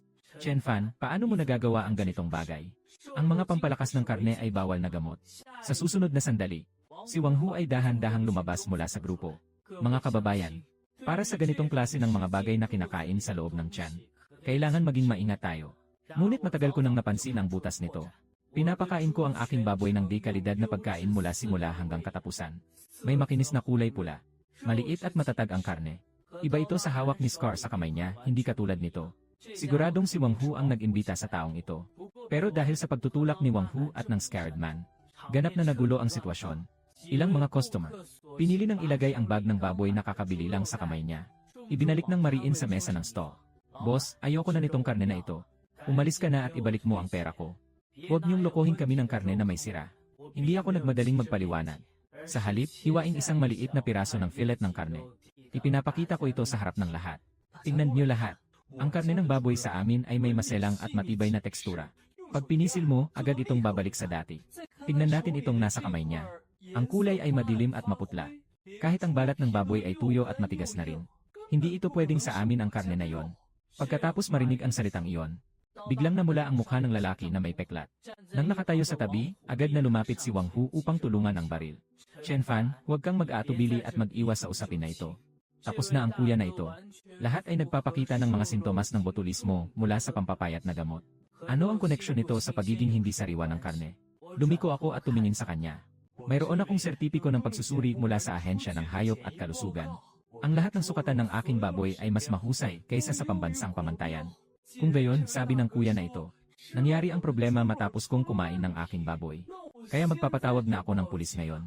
Tingnan natin kung talagang may problema ang aking baboy. May mga taong sadyang nagkakalat ng kasinungalingan para siraan ako. Ang lalaking may peklat ay nanginginig ng hindi mapigilan ang katawan niya. Maaaring nagkamali ako. Marahil ay nakaramdam ng sakit ng tiyan dahil sa pagkain ng ibang bagay. Walang kinalaman sa farm na ito. Nang matapos niyang magsalita, isang asul na sasakyan ng pangangasiwa sa merkado na nagsasagawa ng pagpapatupad. Dahan-dahang bumaba sa pintuan ng piggery. Dalawang empleyadong nakasuot ng uniforme ang bumaba mula sa sasakyan. Nakatanggap kami. Nakatagong reklamo. Ipinapakita na may paglabag sa pag-iisip ang farm ng baboy na ito. Mga issue tulad ng hindi kwalipikadong kalidad ng karne. Ngayon ay nagsasagawa ng on-site na inspeksyon at sampling. Pakisuyo, makipagtulungan ka. Umiti ako at tumango. Pulis ang nag-imbestiga. Ang mga tauhan ay naglabas ng kagamitan para sa pagsusuri. Una munang pumunta sa tabi ng tirahan. Pumili ng ilang baboy ng pabor para sa pagsusuri. Kumuha ng mga sample ng dugo. Pagkatapos ay mainat na sinuri ang bentilasyon ng kulungan ng baboy. At tungkol sa kalagayan ng paglabas ng dumi. Sa huli, isang empleyadong medyo mataba ang agad na nagdeklara. Matapos ang masusing pagsusuri sa lugar. Ang farm ng baboy ay malinis at maayos ang kalinisan. Ang pagkain ng hayop ay lehitimo at kwalipikadong produkto. Upang matukoy ang mga ipinagbabawal na additives at luma ng feed. Maayos ang kalusugan ng mga baboy. Lahat ng aspeto. Lahat ng pamantayan ay pumasa sa mga pamantayan sa pagpapalaki at kaligtasan ng pagkain. Kumuha kami ng mga sampol mula sa lugar para sa pagsusuri. Sa ngayon, walang nakitang anumang problema. Nang matapos niyang magsalita, biglang nagkagulo ang mga tao sa paligid. Sinasabi ko na nga eh. Laging matapat si Boss Chen sa kanyang trabaho. Paano pwedeng magbenta ng baboy na may problema? Akala ko lang may masama, pala sinadyang manggulo at mang-hosting. Ang sama ng ugali nila. Yung mga customer na kanina ay nagsabi na gusto nilang mag-return ng produkto. Biglang bumaba ang ulo. Ang matabang empleyado ay lumingon at tiningnan ang lalaking may peklat. Ikaw ang nagsumbong na pagkatapos kumain ay nakaramdam ng ganito. Ikaw ang taong hindi maganda ang pakiramdam. Pakipakita ang resibo ng pagbili. Sama-sama kaming magpatingin para sa karagdagang pagsusuri. Kung talagang may problema sa kaligtasan ng pagkain, kami ay magpapasya ng seryoso alinsunod sa batas. Kung ito ay paninirang puri at kasinungalingan, nagsusulong ng kaguluhan sa normal na operasyon, kami rin ay haharap sa iyo ayon sa batas at pananagutang legal. Ang mabahong salita ni Scar ay pinag-usapan ang kanyang mga binti. Halos nang mahulog sa lupa nang nakaupo sa sahig. Lahat ng ito ay nagkakamali lang talaga. Talagang nakain ko ang maling bagay. Hindi na ako muling magtatangka. Walang kahit kaunting emosyon ang dalawang tauhan. Hinawakan niya ang kamay para hindi makuha ni Scar ang daliri niya. Huwag nang mag-aksaya ng salita, sumama ka na sa amin. Kung hindi ngayon, ipaliwanag mo ng maayos. Ano ang nangyayari talaga? Ang peklat na may paltos ay nanginginig na itinuturo si Wang Hu. Siya ang nagpasya niyan para sa akin. Binilhan niya ako ng 1,000 yuan. Pinapunta niya ako dito para makipag-arte sa kanya. Sinasabi na ang baboy nila Chen Fan ay nilagyan ng growth hormone. Para siraan ang pangalan ng farm na baboy na ito. Itong karne ay galing din sa kanyang sariling farm. Kung ayaw niyong maniwala, maaari kayong pumunta sa kanyang piggery para mag-imbestiga. Nabago ang anyo ni Wang Hu nang biglang sumigaw, ikaw ay nanghuhutot ng dugo. Sir, hindi ninyo maaaring pakinggan ang kanyang salaysay lamang. Yung matabang tauhan na matagal nang nagsasagawa ng mga kaso. Sa isang tingin pa lang, halata nang may tinatago si Wang Hu sa loob. Agad na nagpa siya na makipag-ugnayan sa kanilang koponan. Magpadala sila ng mas maraming tao. Isasagawa ang masusing investigasyon sa piggery ni Wang Hu. Pagkatapos ibigay ang utos, isang grupo ng mga taga-usig na may dalang mga kasangkapan. Nakarating na sa piggery ni Wang Hu. Lahat ng tao ay nagsimula sa 3 magkakaibang direksyon. Ang unang grupo ay direktang pumunta sa kulungan ng baboy. Nang mabuksan ang malaking pintuan, isang malakas na amoy ng manok na may halimuyak ang biglang bumalot. Yung nakatatandang prosecutor sa unahan hindi napigilan ang sarili. Nang hindi na makatiis, agad siyang napalingon at nagsuka. Makikita ang tae sa lupa ng kulungan ng baboy. Matagal nang nakabaon sa bunton. Sa ibabaw ay makikita ang makapal na dami ng mga insekto na nagkakawalay-awalay. Ang mga uod ay gumagalaw pa ikot-ikot. Samantala, ikalawang grupo ng mga taga-usig. Diretsong pumasok sa yelong kung saan nakaimbak ang baboy. Upang makatipid sa gastos si Wang Hu. Matagal nang nakasara. Dapat sana ay normal na gumagana ang mga kagamitan sa pagpapalamig. Ang buong imbakan ng yelo ay parang walang silbi. Sa sahig at sa mga bakal na rak. Nagkakalat ng iba't ibang hiwa ng baboy na hindi maayos na nakatambak. Dahil sa matagal na pagkakalantad sa mainit na kapaligiran. Maraming piraso ng karne. Ang ibabaw ay napalibutan na ng isang madilim na berdeng patong. Ang ikatlong grupo ay pumunta sa lugar ng imbakan ng pagkain. Inilalagay nila ang pulbos ng pagkain sa mabilis na test kit. Sa loob lamang ng ilang segundo, ang original na transparent na reagent ay biglang naging malalim na lila. Isa sa mga inspektor ang nagmukhang nag-aalala. May laman itong mga karne na may tendons at imported na pampalasa ng suka. Ang matagal na pag-inom ng baboy na naglalaman ng mga sangkap na ito, magdudulot ito ng seryosong pinsala sa mga internal na organo ng tao. Maaaring magdulot pa nga ng cancer. Naglalakas loob ka talagang maglagay ng napakarami sa sariling bituka ng baboy. Ito ay lantaran sa paglabag sa batas at kaayusan. Nanginginig ang mukha ni Wang Hu sa takot. Agad niyang itinuro ang maliit na taniman sa tabi. Ang mga pagkain sa babuyan ay kanya. Nasa responsable siya. Lahat ng ito ay itinago niya sa akin at dahan-dahang nilalagay. Hindi ko alam talaga. Boss, namumula ang mukha ni Xiao Chen sa galit. Kadalasan ikaw mismo ang nagtatakda ng tamang sukat. Ipasa mo sa akin para ihalo ko sa pagkain ng hayop. Sinasabi na ganito lang ang paraan para mabilis lumaki ang baboy. Ngayon ay may nangyaring problema. Paano mo masisisi lahat sa akin? Sa oras na ito, yung mabigat na empleyado ay hawak ang ulat ng pagsusuri. Lumapit siya sa nakatayo bilang pinuno ng mga taga-usig. Pinangunahan ayon sa pagsusuri. Dito sa baboy na karne. Yung piraso na ginamit ng lalaki na may peklat para siraan si Boss Chen Fan. Ang komposisyon ay ganap na nawasak. Kumpirmahin. Si Wang Hu ang sadyang kumuha ng nasirang karne ng baboy mula sa kanyang farm. Inutusan si Gao Banan na magdusa sa kanyang mga kapwa. Ang nangungunang taga-usig ay tumango, Wang Hu. May iba't ibang paglabag at iligal na gawain ang iyong pork farm. Ang sitwasyon ay napakagrabe. Sa ilalim ng batas, ipinasasara ang iyong piggery. Hinihinto ang pagbebenta ng lahat ng baboy. Lahat ay nakasara habang nagpapatuloy ang karagdagang pagsusuri. Nang marinig iyon, si Wang Hu ay biglang bumaba sa kanyang tuhod at nakiusap sa ladder. Kakaunti lang ang gamit ko nito. Tinitiyak kong hindi ito magiging problema. Kadalasan, ganito rin ang ginagawa nila. Kung ayaw nyo maniwala, mag-imbestiga kayo sa iba. Pakiusap, huwag mong isara ang aking piggery. Ito ang aking buong buhay na pagsisikap. Ang punong taga-usig ay matinding nanlaki ang mata kay Wang Hu ng matalim. Mga paglabag at pag-iwas sa batas ng iba. Susuriin namin isa-isa. Pero ngayon kailangan mong sumama sa amin sa presinto. Nang marinig ang kanyang salita, dalawang tagapag-usig agad na humarang kay Wang. Sa kabilang banda, ang iba pang mga taga-usig ay naglabas na ng pulang selyo. Nakatatak sa malaking pinto ng farm ng baboy. Sa oras na ito, sa harap ng farm, puno na ng mga tao na nanonood. Masamang kalokohan. Para kumita ng pera, lahat ng masamang gawain ay ginagawa, karapat-dapat na mahuli. Ganito ang mga taong tulad nito, balang araw ay magbabayad sila. Sa huli, Nalaman ko mula sa may-ari ng kalapit na farm ng manok. Si Wang Hu ay naakusahan dahil sa paglabag sa kaligtasan ng pagkain. Nasa kustodya ng batas ng buong 6 na buwan. Ang kanyang pag-aalaga ay tuluyang kinansela. Pinalitan din ang lisensya ng farm at tuluyang isinara. Pagkatapos maaresto si Wang Hu. Sa halip, naging aking piggery ang pinakamalaking benepisyaryo. Ang pinakamalaking nakinabang. Lahat ng tao sa buong bayan. Nakita ng sariling mata ang kasamaan at tuso ni Wang Hu. Ngayon ay ganap na nilang tinanggap ang aking pig farm. Nalaman ko na tuloy-tuloy ang mga customer na bumibili ng karne. Ngunit kasabay nito, lumitaw din ang mga problema. Mula sa maliit na baboy hanggang sa ilabas, hindi bababa sa 4 hanggang 5 buwan. Sa ngayon, ganito lang karami ang baboy sa kulungan. Benta ng isa, kulang ang isa. Ang mas nakakatakot pa ay, naging masikip na rin ang pondo para sa pagbili ng mga halamang gamot. Nang araw na yon nang ayusin ko ang kulungan ng baboy, biglang lumabas ang isang paalala ng transfer sa telepono. Agad namang nagpadala ng mensahe si Tatay Chen Fan. Ngayon ang tamang panahon para gumamit ng pera. Huwag kang bibili ng masamang gamot at baboy na pangsanggol dahil lang sa kulang ka sa pera. Hindi magtatagal ang ganitong negosyo. Biglang nanlambot ang ilong ko. Ang tatay ko ay isang taong matapat at masipag buong buhay niya. Kada buwan, ang pensyon ko ay 1,500 lang. Hindi ko alam kung ilang taon niya pinag-ipunan ang 40,000 na ito. Ngayon ay walang pag-atubiling binibigay niya sa akin. Nangako ako sa sarili ko ng tahimik. Kapag kumita na ako, babayaran ko siya ng 10 beses. Bibili pa rin ako sa kanila ng isang maluwag at maliwanag na malaking bahay.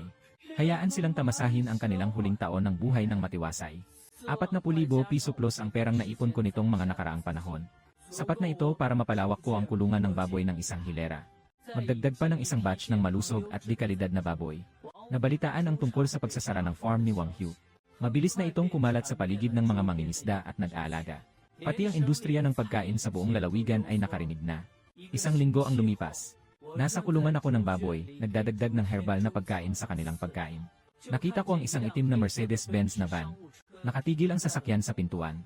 Isang lalaking may salamin na may gintong sinulid ang pumasok. Magandang araw, si Boss Chen Fan ba si Chen? Ako ay mula sa Hotel Boyo sa lalawigan. Si Zhu Mingyuan, ang direktor ng procurement. Nakita ko lang ang ulo ko, Director Zhao. May I help you with something? Diretsong sinabi ni Zhu Mingyuan ang kanyang layunin. Narinig ko na ginagamit mo ang mga halamang gamot sa pagpapalaki ng baboy mo. Ekologikong pagpapalaki. Mas mataas ang kalidad nito kumpara sa mga nasa merkado. Kami ay nakatuon sa high-end na pagkain. Palaging naghahanap ng maasahang tagapag-supply ng eco-friendly na baboy na karne. Ngayon ay dumaan ako para makita ito ng espesyal. Alam kong dumating na ang pagkakataon. Agad na tumalikod at nagpakita ng daan si Director Zhu. Pakiusap, dito po kayo. Hayaan kitang silipin mula sa simula ang aming piggery. Si Zhu Mingyuan ay sumunod sa akin. Maingat na sinuri ang kalagayan ng farm ng baboy. At pati na rin ang paraan ng pagpapakain at pagpapalaki. Pagkatapos ay ngumiti si Boss Chen ng may kasiyahan. Sa hinaharap, lahat ng baboy namin sa Boyo ay galing na sayo. 200 milyon bawat taon. Pwede nang pumirma ng kontrata ngayon. Pakiramdam ko ay biglang tumibok ng matindi ang puso ko. Ibig sabihin nito ay mayroon na akong matatag na daluyan ng benta. Nang naisip ko ito, agad akong pumirma ng kontrata kay Zhu Mingyuan. Ginigilig ni Zhu Mingyuan ng mahigpit ang aking kamay, Boss Chen. Ang ganitong paraan ng ekologikal na pagpapalaki ng halamang gamot. Parehong malusog at nakasisiguro sa kalidad ng karne. Mawawala rin sa huli. Magsasama tayo ng masaya sa hinaharap. Sa mga susunod na araw, halos araw-araw akong nasa loob ng kulungan ng baboy. Sa eksaktong timpla ng herbal na pagkain para sa hayop. Sa kalagayan ng paglaki ng bawat baboy. Ako mismo ang nagsasagawa nito ng personal. Ang sipag at tiyaga ay laging nagbubunga. Ang unang batch na pumasa sa pamantayan ng Hotel Boyo. Kailangan ng sariwang baboy. Sa wakas ay naihatid ng maayos sa hotel. Halos sabay silang nangyari. Nakatanggap din ang aking telepono ng paunang bayad na 100,000 yuan. Agad kong ipinadala ang 400,000 sa aking tatay. Ito ang unang utang na babayaran. Salamat sa iyong tiwala at suporta noong una. Sa sandaling matagumpay na naipadala, huminga ako ng malalim at nagpatuloy. Ang oras ay mabilis na lumipas. Sa isang iglap, dumating na ang araw na makakalaya si Wang Hu. Hinigpitan niya ang panga at niyakap si Chen Fan. Ikaw ang dahilan kung bakit ganito na ako. Kapag nakabangon na ako, babawin ko sa iyo ng 100 beses. Sinasabi niya na ilabas ang bagong nakuha niyang cellphone. Gusto niyang tumawag ng taxi papunta sa kanyang pig farm. Isang screen lang. Nabasa siya ng walang katapusang mga mensahe mula sa mga nanghihingi ng utang. Ganap na nalunod. Si Wang Hu ay matagal nang walang kahit anong pera. Walang kakayahang bayaran ito. Sa huli, inutusan ng korte na ipasara ang kanyang bahay ayon sa batas. Naghahanda na para sa auction upang mabayaran ang utang. Ang mas nakadagdag sa kanyang paghihirap ay, sa panahon na siya ay nakakulong, ang kanyang asawa. Matagal nang ibinenta ang lahat ng mahahalagang bagay sa bahay. Hiniling pa niyang maghiwalay na sila. Nang malaman ko ang balita, wala akong kahit kaunting awa. Lahat ito ay kanyang sariling kasalanan. Samantala, ngunit ang aking piggery ay mabilis na umuunlad. Muling pinalawak ko ang 2 kulungan ng baboy. Pati na nag-hire ng mga profesional na tekniko sa pagpapalaki ng baboy. Mahigpit na kontrolin ang bawat yugto ng pagpapalaki. Nangangalaga upang mapanatili ang kalidad ng baboy at unti-unting mapabuti ito. Maliban sa regular na order mula sa Boyo Hotel. Maraming mga high-end na restaurant sa lungsod. Nangako rin silang lumapit at makipag-ugnayan. Lahat ay nag-alok ng tulong at suporta. Ang kabuang kita ay direktang lumampas sa 6 milyong. Sa hapon na ito, naupo ako sa loob ng bakuran. Nagbebenta ng bank card na hawak niya. Asawa ko ay dinala ang isang baso ng tubig at lumapit. Anong iniisip mo? Hinawakan ko ang kanyang kamay. Iniisip natin na kailangan na nating magpalit ng lugar na tinitihan. Palagi kang nakatira sa barong sa probinsya habang buntis ka. Talagang hindi ito maginhawa. Ngayon dadalhin kita sa isang lugar. Pagkatapos nito, diretso akong nagmamaneho sa pinakamagandang village sa lungsod. International Guangcan. Pumasok kami sa opisina ng pagbebenta ng mga bahay. Isang dalagang nakasuot ng propesyonal na kasuotan. Dahan-dahang na lumalakad papunta rito. Ginoo at Ginang, ipapaliwanag ko na muna sa inyo ng maaga.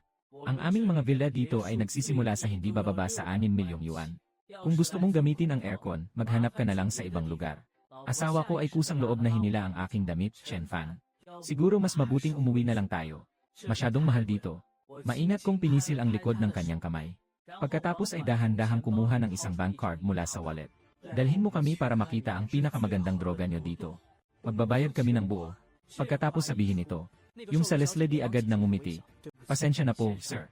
Ako ang nagkamaling hindi nakilala ang aking halaga. Pakiusap, dito po kayo. Dadalhin ko kayo agad para makita. Ang aming pinakamataas na kalidad na isang pamilya na villa.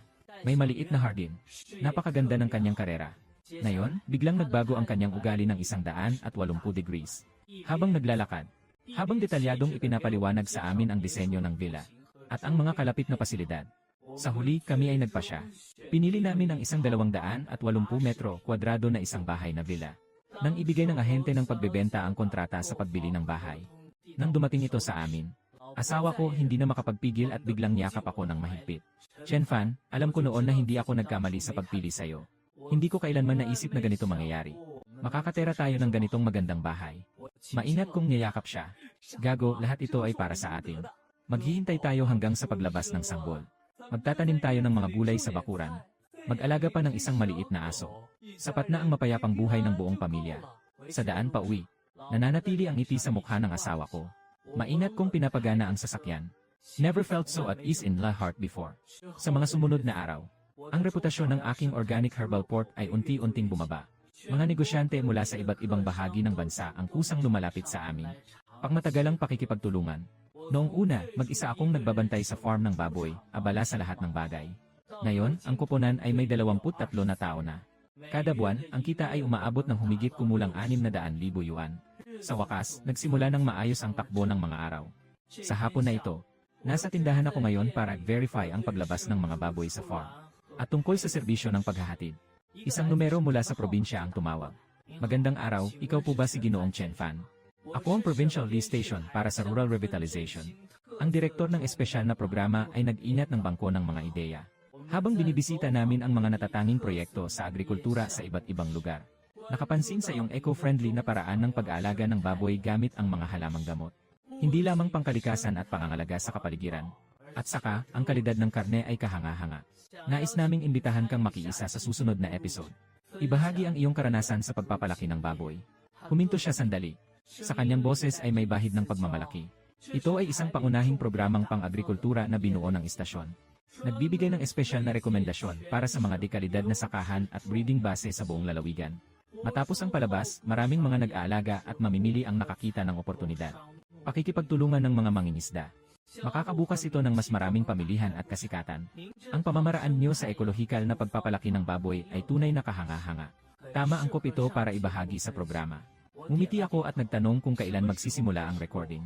Sa susunod na Sabado sa studio ng telebisyon sa lungsod ng probinsya. Pagpapakita ng totoong buhay sa panayam. Magdala ka lang ng ilang mga materyales tungkol sa pagpapalaki. Sapat na ang mga sample ng karne ng baboy na ipapakita sa lugar. Naiintindihan sa puso na ito ay para sa pagpapalago ng ekolohikal na pangangalaga. Ang baboy ay umalis sa maliit na bayan. Isang magandang pagkakataon para mas maraming tao ang makilala ito. Kaya noong gabing iyon, tinawagan ko agad si Papa. Bukas linggo pupunta ako sa probinsya para mag-record ng programa. Pumunta kayo ni nanay kasama ko na rin. Bumili na rin ng ilang bagay habang naglalakad-lakad. Sa kabilang banda, sa pintuan ng construction site. Si Wang Hu ay nakaluhod sa lupa habang nagbabrowse sa kanyang telepono. Habang malakas ang pag-umol sa pagkain ng mantou. Sa video, paulit-ulit na pinapalabas ang slogan tungkol sa halamang gamot. Ekologikong pagsasaka. Malinis at ligtas na baboy na may kalidad. Dito natapos ang kwento ni Chen Fan tungkol sa kanyang ekologikal na pagtatanim ng baboy. Wang Hu, biglang pinukol niya ng mariin ang tinapay na nasa kamay niya sa lupa. Bakit siya ang naging matagumpay at kilala? Nalaman niya na nang siya ay mawalan ng pag-asa. Nagsimula siyang magtrabaho sa konstruksyon bilang isang manggagawa na nagbubuhat ng mga ladrilyo at sako ng semento. Kahit isang buwang pagtatrabaho ng husto, kumikita lang ng 3 hanggang 4,000 yuan. Malapit nang dumating ang Sabado, kahit hindi pa sumisikat ang araw. Dala akong magmamaneho na bitbit ang buong pamilya papunta sa lungsod ng lalawigan. Nanay ko ay nakaupo sa likod at hindi mapigilang magreklamo tungkol kay Chen Fan. Huwag kang kabahan kapag nasa stage ka, alam mo ba yon? Ito ay isang bihirang pagkakataon. Wala na akong masyadong sinabi. Ngunit ngumiti lang siya ng bahagya. Mula noong una na inakusahan at niloko sa isang pig farm sa probinsya. Pinagdaanan ko ang lahat hanggang sa makamit ang isang matiwasay na buhay ngayon. Nagawa na natin ang pinakamahirap na daan. Isa lang naman ang layunin, magbahagi ng karanasan sa pagpapalaki ng baboy sa telebisyon. Walang dapat ikabahala. Mabilis kong pinara ang sasakyan sa pintuan ng istasyon ng telebisyon. Nakakita ako ng isang batang lalaki na tumatakbo papunta dito. Boss Chen, ako si Linhao na laging nakikipag-ugnayan sa inyo dati. Magpapractice muna tayo mamaya hapon. Magpakilala muna sa proseso. Bukas ng umaga ang opisyal na pagre-record. Pagkatapos ay dinala ako ni Linhao papasok sa studio. Ayon sa kanyang paliwanag. Sa programang ito, may 7 kinatawan mula sa mga rural na lugar na nagsimula ng negosyo. Nakibahagi sa pagbabahagi. Ako ay naitalaga sa 2 paglalahok. Nakita ko rin ang iba pang mga kalahok habang nagre-rehearse. Isang malaking may matagal ng karanasan sa espesyal na pagtatanim. May mga kabataang may makabagbag damdaming ideya rin. Mga modernong negosyante sa pagpapaalaga. Lahat ay nagsisilbing isang tunay na dedikasyon sa paggawa. Ang espiritu at sigla ng buhay. Ang recording ng programa ay nagsimula ng eksaktong 9 ng umaga kinabukasan. Pagkatapos maibahagi ng 2 una, maingat kong ikinukwento ang aking paraan ng pagpapalaki ng baboy. Ang proseso ay nagsimula sa pagpili ng mga baboy na binhi. Sa masusing pagpili ng mga halamang gamot na pang-aliw sa pagkain. Pagkatapos ay ang ekolohikal na pangangalaga sa pagpapalago. Bawat hakbang ay maayos na naipaliwanag. Hindi pa umaabot ng 1-0 minuto. Lahat ng nasa ilalim ay labis na naakit sa berdeng ekolohikal na paraan ng pagpapalaki ng baboy. Lahat ay naakit ng sistemang ito. Ang berdeng modelo ng ekolohikal na pagpapalaki ng baboy ay malalim na nakakaakit. Nakuha ko rin ang 76.8 puntos.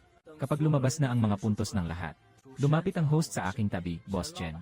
Binabati kita sa pagkamit ng unang pwesto sa paligsahan na ito. Sa sandaling ito, may gusto ka bang ibahagi na saloobin sa lahat? Wala akong shortcut sa pagpapalakas ng baboy, kailangan ko lang maghanda ng maayos. Ang pangunahing layunin ay ilagay ang ekolohiya sa unahan. Maingat na pagpapakain. Ikaw ang responsable sa kalidad ng baboy.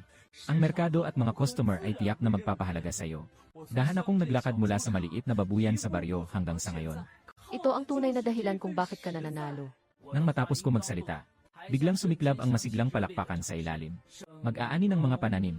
Si Chairman Zhang mula sa larangan ng pastoral ang kumuha ng mikropono sa harap. Si Boss Chen ay susuriin sa susunod na buwan. Kailangan piliin bilang pamahalaang probinsya ang pamana ng kultura sa agrikultura. At mga kinatawan na proyekto ng tradisyonal na pamamaraan ng pagpapalaki. Malinaw ang iyong paraan sa tradisyonal na pamamaraan ng pangangalaga sa baboy gamit ang mga halamang gamot. Malaki ang kahalagahan sa ekolohiya. Ganap na kwalipikado para maghain ng aplikasyon. Handa akong magsulat ng rekomendasyon para sa iyo.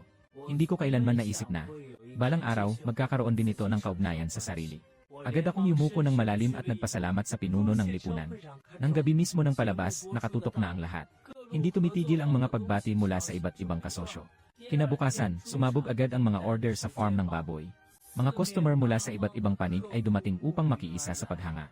Bago magliwanag ay nakapila na sa pintuan ng farm ang mga tao naghihintay. Hindi pa umaga ng alas 7. Lahat ng EcoPort na ilalabas ngayong araw ay naubos na ang reserba. Ang mga tao na dumating pagkatapos ay ayaw umalis. Nakaayos ang mahabang pila para magpareserba ng susunod na batch. Ang kita ngayong araw ay direktang nilampasan ang dati. Mahigit 3 beses ng record ang naitala. Ang pinakanagulat sa akin ay, yung dati ay malamig ang pagtanggap sa akin sa mismong taping. Isang batang modernong negosyante sa larangan ng pag-aalaga. Tumawag agad siya ng maaga. Kagabi, pinanood ni Boss Chen ang iyong ibinahagi. Muli akong nagtanong tungkol sa iyong paraan ng pagpapalaki ng baboy. Estilo at reputasyon. Tunay akong humahanga sa inyo. Bukas na lang pupuntahan ko ang inyong farm ng baboy sa inyong baryo para magpasalamat. Makipag-ugnayan ng maayos sa inyo para matuto. Pwede bang matuto tungkol sa karanasan sa ekolohikal na pagpapalaki ng hayop? Ngumingiti akong tumango, hindi masasabi na nag-aral talaga ako. Pumarito at magpalitan tayo ng karanasan sa pagpapalaki ng hayop. Palagi akong handang tumanggap. Pagkatapos mag-hang up ng tawag, asawa ko ay nakatingin sa akin na may pagdududa. Talagang papayagan mo siyang pumunta? Pwede siyang hindi talaga seryosong nagtatanong lang. Gusto niyang nakawin ang recite ng iyong mga herbal na panggatas na pang-aliw sa baboy. Paano? Nagwawagay ako ng kamay, mag-alala ka na. Ang kasanayan sa paggamit ng tradisyong halamang gamot sa pagpapalaki ng baboy. Ito ay aking pinaghirapan at pinagsikapan sa loob ng maraming taon. Ang lalim ng kanilang kaalaman sa loob nito. Hindi ito matutunan ng isang iglap lang. Isang buwan ang lumipas. Inako ko ang ilang bakanting lupa sa baryo para mag-alaga ng baboy. Mas lalo pang naging masikat ang negosyo ng piggery. Samantala, formal nang inilabas ang listahan ng mga pangalan mula sa Provincial Department of Agriculture and Animal Husbandry. Ang aking kasanayan sa ekolohikal na pagpapalaki ng baboy gamit ang tradisyong halamang gamot. Matagumpay na napili bilang bahagi ng pang-estado na pamana sa agrikultura. Isang kinatawan na proyekto ng tradisyonal na kasanayan sa pagpapalaki. Ito rin ang unang proyekto sa buong lalawigan na kinikilala sa larangan ng ekolohikal na pagpaparami ng baboy. Ang unang proyekto na nakatanggap ng ganitong parangal.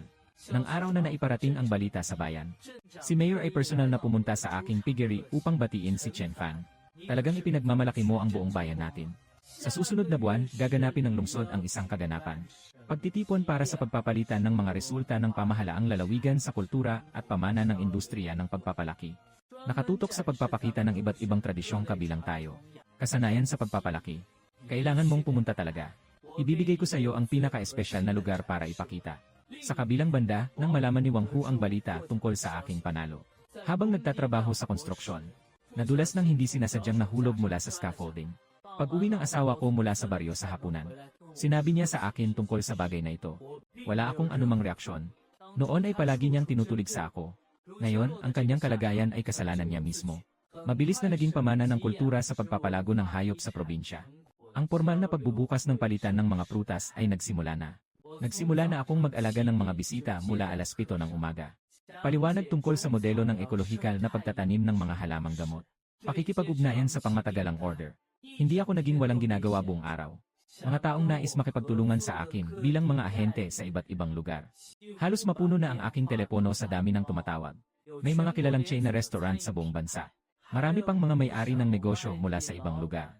Nagpasya akong mag-eroplano para makaalis dito. Nais kong makuha ang eksklusibong karapatan sa pagbebenta sa buong lalawigan. Ang mga alok na mataas ang sweldo para sa akin na maging technical advisor. Lahat ng iyon ay buong puso kong tinanggihan. Hindi ito dahil ayaw kong palakihin ang aking negosyo. Ito ay ang ekolohikal na baboy na gawa sa halamang gamot. Ang pinakamahalaga ay ang kalidad. Mula sa proporsyon ng mga herbal na sangkap hanggang sa kalikasan na pinapalayaang magpalaki sa labas. Bawat hakbang ay hindi pwedeng palampasin kahit na kaunti. Palagi akong nananatili sa baryo upang personal na alagaan ang babuyan. Kontrolin ang bawat hakbang mula sa pinagmulan. Ang sukat ay dapat unti-unting palawakin ng maingat at ligtas. Kung magmadali kang palawakin ang produksyon ng walang pag-isip, tiyak na bababa ang kalidad ng karne. Pagkatapos kong sabihin sa asawa ko ang mga ideyang ito, kaagad siyang nagsabi ng, mas gusto naming maglakad ng dahan-dahan. Kailangan din nating maglakad ng maingat. Matagal nang pinaghirapan ang kanilang pangalan. Huwag naman sanang masira sa sariling kamay. Sa araw na ito, pilyong pumunta si Lin Ho para bumili ng karne. Boss Chen, pumunta ako ng malayo at halos hindi pa ako nakabili. Ang mga ekolohikal na baboy mo ang sobrang mahirap kunin. Pwede bang mag-iwan ka na ng ilan ng mas maaga sa susunod? Mumingiti ako at naghiwa pa ng isang piraso ng de kalidad na baboy na liempo. Sabihin mo lang sa akin ng maaga sa susunod kapag magbibigay ka. Ipapasa ko na lang sa iyo ng direkta. Lin Hao tumango, hindi na kailangan. Ang ganyang kagandang bagay ay sulit hintayin pa rin kahit sandali. Tama ba, Boss Chen? Hindi mo naisipang magbenta online. Ngayon sobrang sikat na ng mga high-end na online fresh produce stores. Kung ang baboy mo ay pwedeng dumaan sa cold chain, paghahatid ng courier hanggang sa bahay, ipagbibili ito sa buong bansa. Napakalaki talaga ng pamilihan nito. Naramdaman ko ang bahagyang kiliti sa aking puso. Sa totoo lang, naisip ko na rin ito. Ang ekolohikal na baboy ay pinapahalagahan ang agarang pagpatay at paggawa. Maling ang kalidad ng cold chain at teknolohiya sa pagpapanatili ng sariwang pagkain. Ang lasa at pagiging sariwa ay malaki ang mawawala. Tama si Colin Howe sa sinasabi niya. Kung masolusyonan ang problema sa pagpapanatili ng sariwang kalagayan at transportasyon, siguradong akyat ang negosyo sa isang mas mataas na antas. Noong gabing iyon, tinawagan ko agad si Director Zhu Minyuan, Director Zhu. Alam mo ba kung sino ang gumagawa ng sariwang pagkain? Isang eksperto sa teknolohiya ng malamig na chain. Gusto kong ibenta ang ating ekolohikal na baboy. Ibinebenta sa buong bansa. Nang marinig iyon, biglang tumawa ng malakas si Zhu Minyuan, Boss Chen. Sa wakas ay naisip mo na rin. Kasalukuyan akong kilala na isang grupo na espesyalista sa ganitong klase ng trabaho. Ipapasa ko na ang contact details ng kanilang pinuno. Pagkatapos mong magpaalam sa telepono sa'yo, agad kong nakontak ang cold chain team. Sa totoo lang, nang makipag-ugnayan na talaga ay saka ko nalaman. Ang teknolohiya ng pagpapanatili ng sariwang ekolohikal na baboy. Mas komplikado ito kaysa sa inaasahan ko. Ang pinuno ng koponan na si EJ Liu, direktang dadalhin ang grupo. Nagkampo magdamag sa aking farm ng baboy para sa eksperimento. Ginugol ang 2 buwan sa kabuuan. Gumamit ng 100,000 kilo ng ekolohikal na baboy para ulit-ulitin ang mga eksperimento. Mula sa vacuum packaging hanggang sa gas bar packaging. At saka ang malalim na teknolohiya ng pagyelo. Bawat isang plano ay kanilang binabawi maliban sa mite removal. Para sa pinakamataas na antas.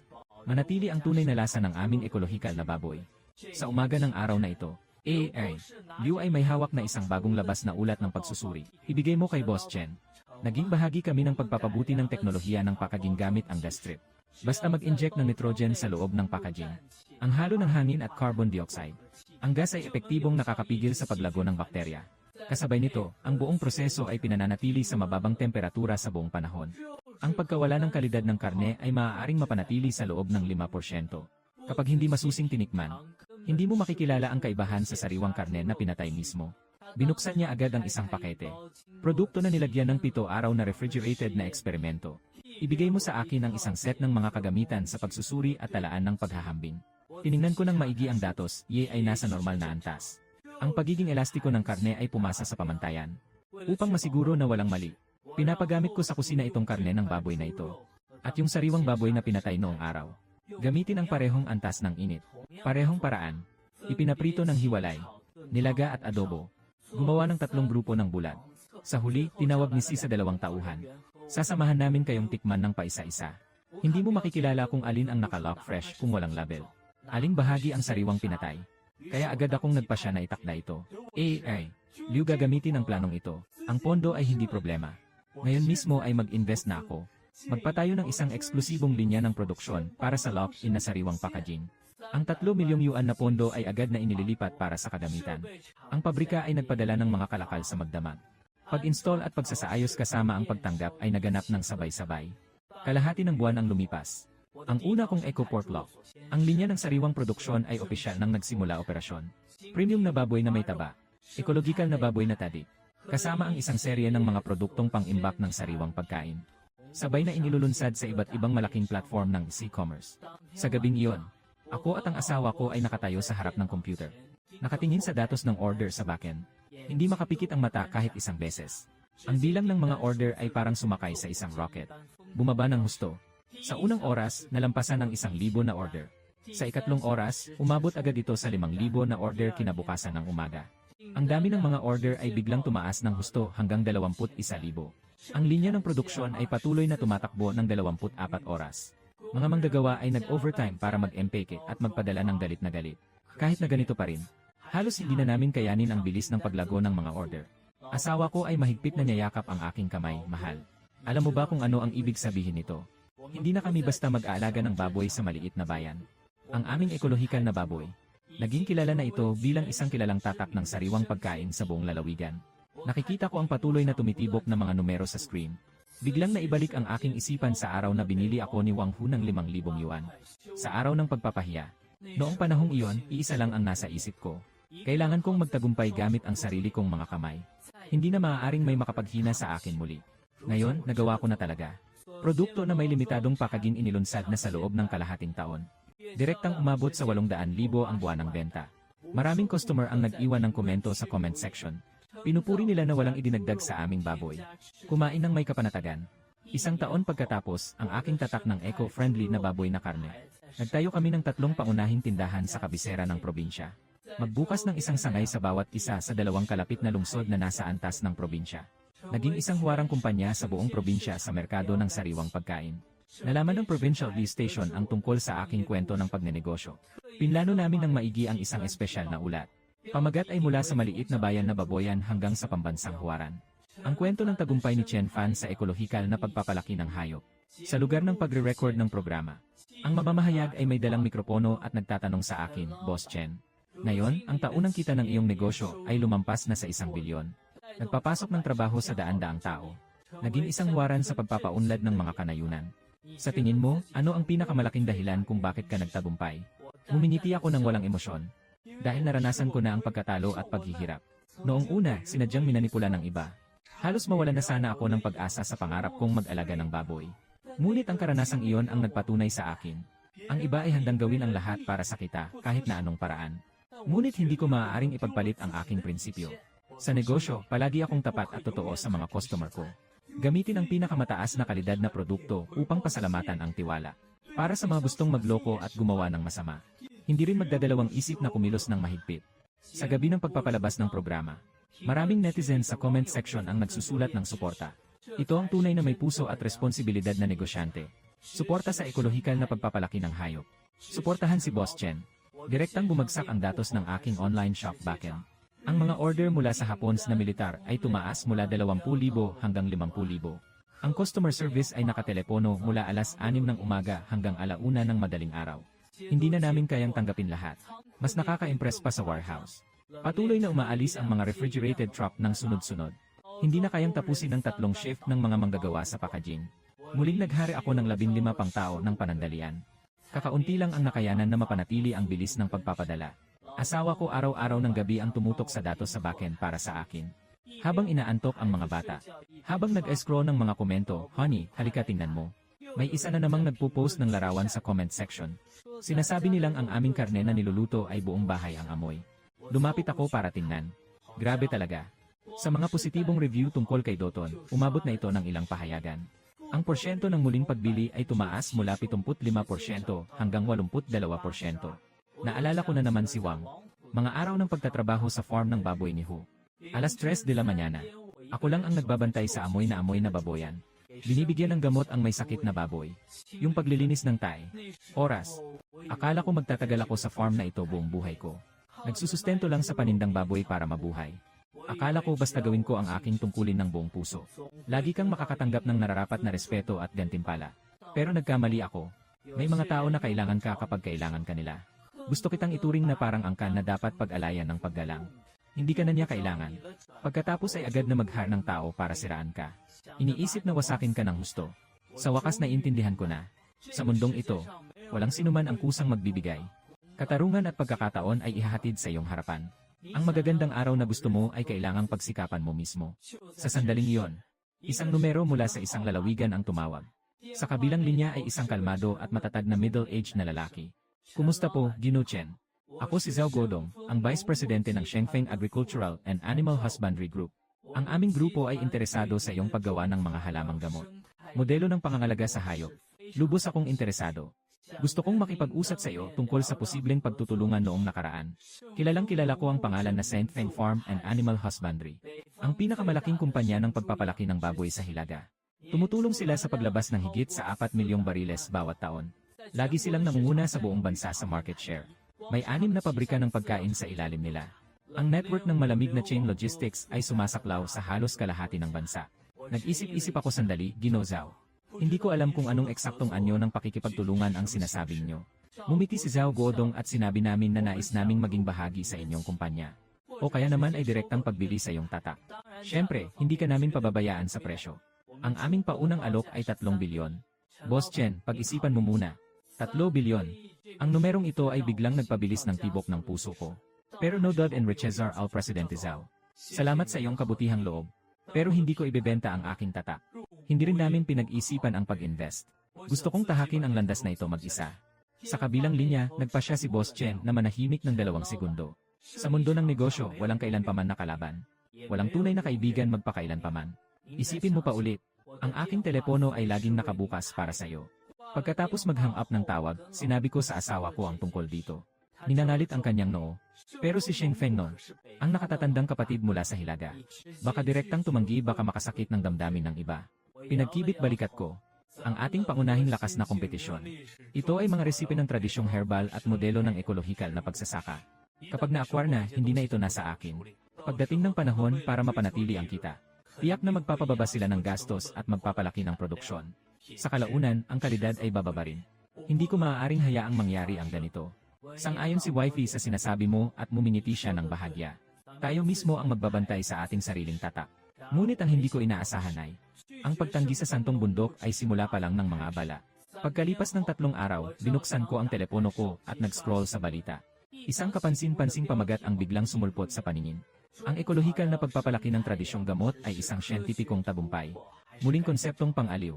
Eksperto nagdududa sa panganib ng natitirang gamot sa tradisyong herbal na pagkain. Pagpasok ko, tiningnan ko lang.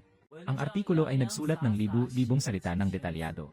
Ang pangunahing punto ay dalawa lang. Una, kakulangan ng pambansang pamantayan para sa herbal na pagkain ng hayop. Ang tinatawag na ekolohikal na pagpapalaki ay walang iba kundi isang paraan ng marketing. Ikalawang bahagi, maaaring mabuo ang mga residu ng mga sangkap ng tradisyong gamot sa baboy. Ang pangmatagalang pagkain nito ay may panganib sa kalusugan. Bagamat hindi binanggit ng direkta sa artikulo. Pero ang ginamit na larawan, lahat ay mga larawan ng promosyon para sa eco-friendly na baboy. Kahit sino na medyo may utak ay makakakita na. Ang artikulong ito ay para sa akin. Inilapit ko ang telepono kay Laulo. Tapos niyang tingnan. Biglang nagbago ang itsura niya, hindi ba ito kalokohan lang?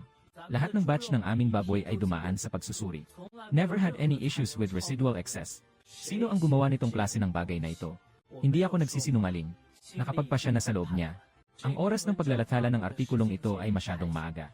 Sa aking palagay, sa ikatlong araw pagkatapos tanggihan ang pagbili ng Shengfeng Nongmu. At saka, ang mga eksperto na binanggit sa artikulo ay mga tinaguriang eksperto. Lahat ay mga anonymous. Totoo nga. Hindi pa kalahating araw matapos ipalathala ang artikulo, nagsimula nang makita ang epekto nito. Alas 3 de la tarde. Nakatanggap ako ng tawag mula sa isang kasosyo. Kabilang panig. Siya ay isang mamimili sa isang chain na sari-saring grocery sa kabisera ng lalawigan. Manager na si Chen Boss. Pasensya na po. Nakita ng aming headquarters ang balita na yon. Bagamat naniniwala ako na walang problema ang iyong produkto. Pero ang headquarters ay nag-utos na ipahinto muna ang pasok. Hintayin muna nating matapos ang venture capital bago mag-usap. Kakatapos ko lang mag-hang up ng tawag. Sumunod na tumawag ang pangalawang telepono. Ito ay isang community group buying na nakipagtulungan kami ng 3 buwan. Platform. Ginoong Chen. Pagkatapos makita ng mga user namin sa platform ang artikulong iyon, dumoble ang bilang ng mga reklamo. Maraming tao ang humihiling na ibaba ang inyong produkto. Wala kaming magagawa. Pwede muna itong pansamantalang ibaba. Maghihintay tayo hanggang malinaw ang lahat bago muling ilabas. Isang buong hapon. Nakakuha ako ng higit sa 10 katulad na tawag.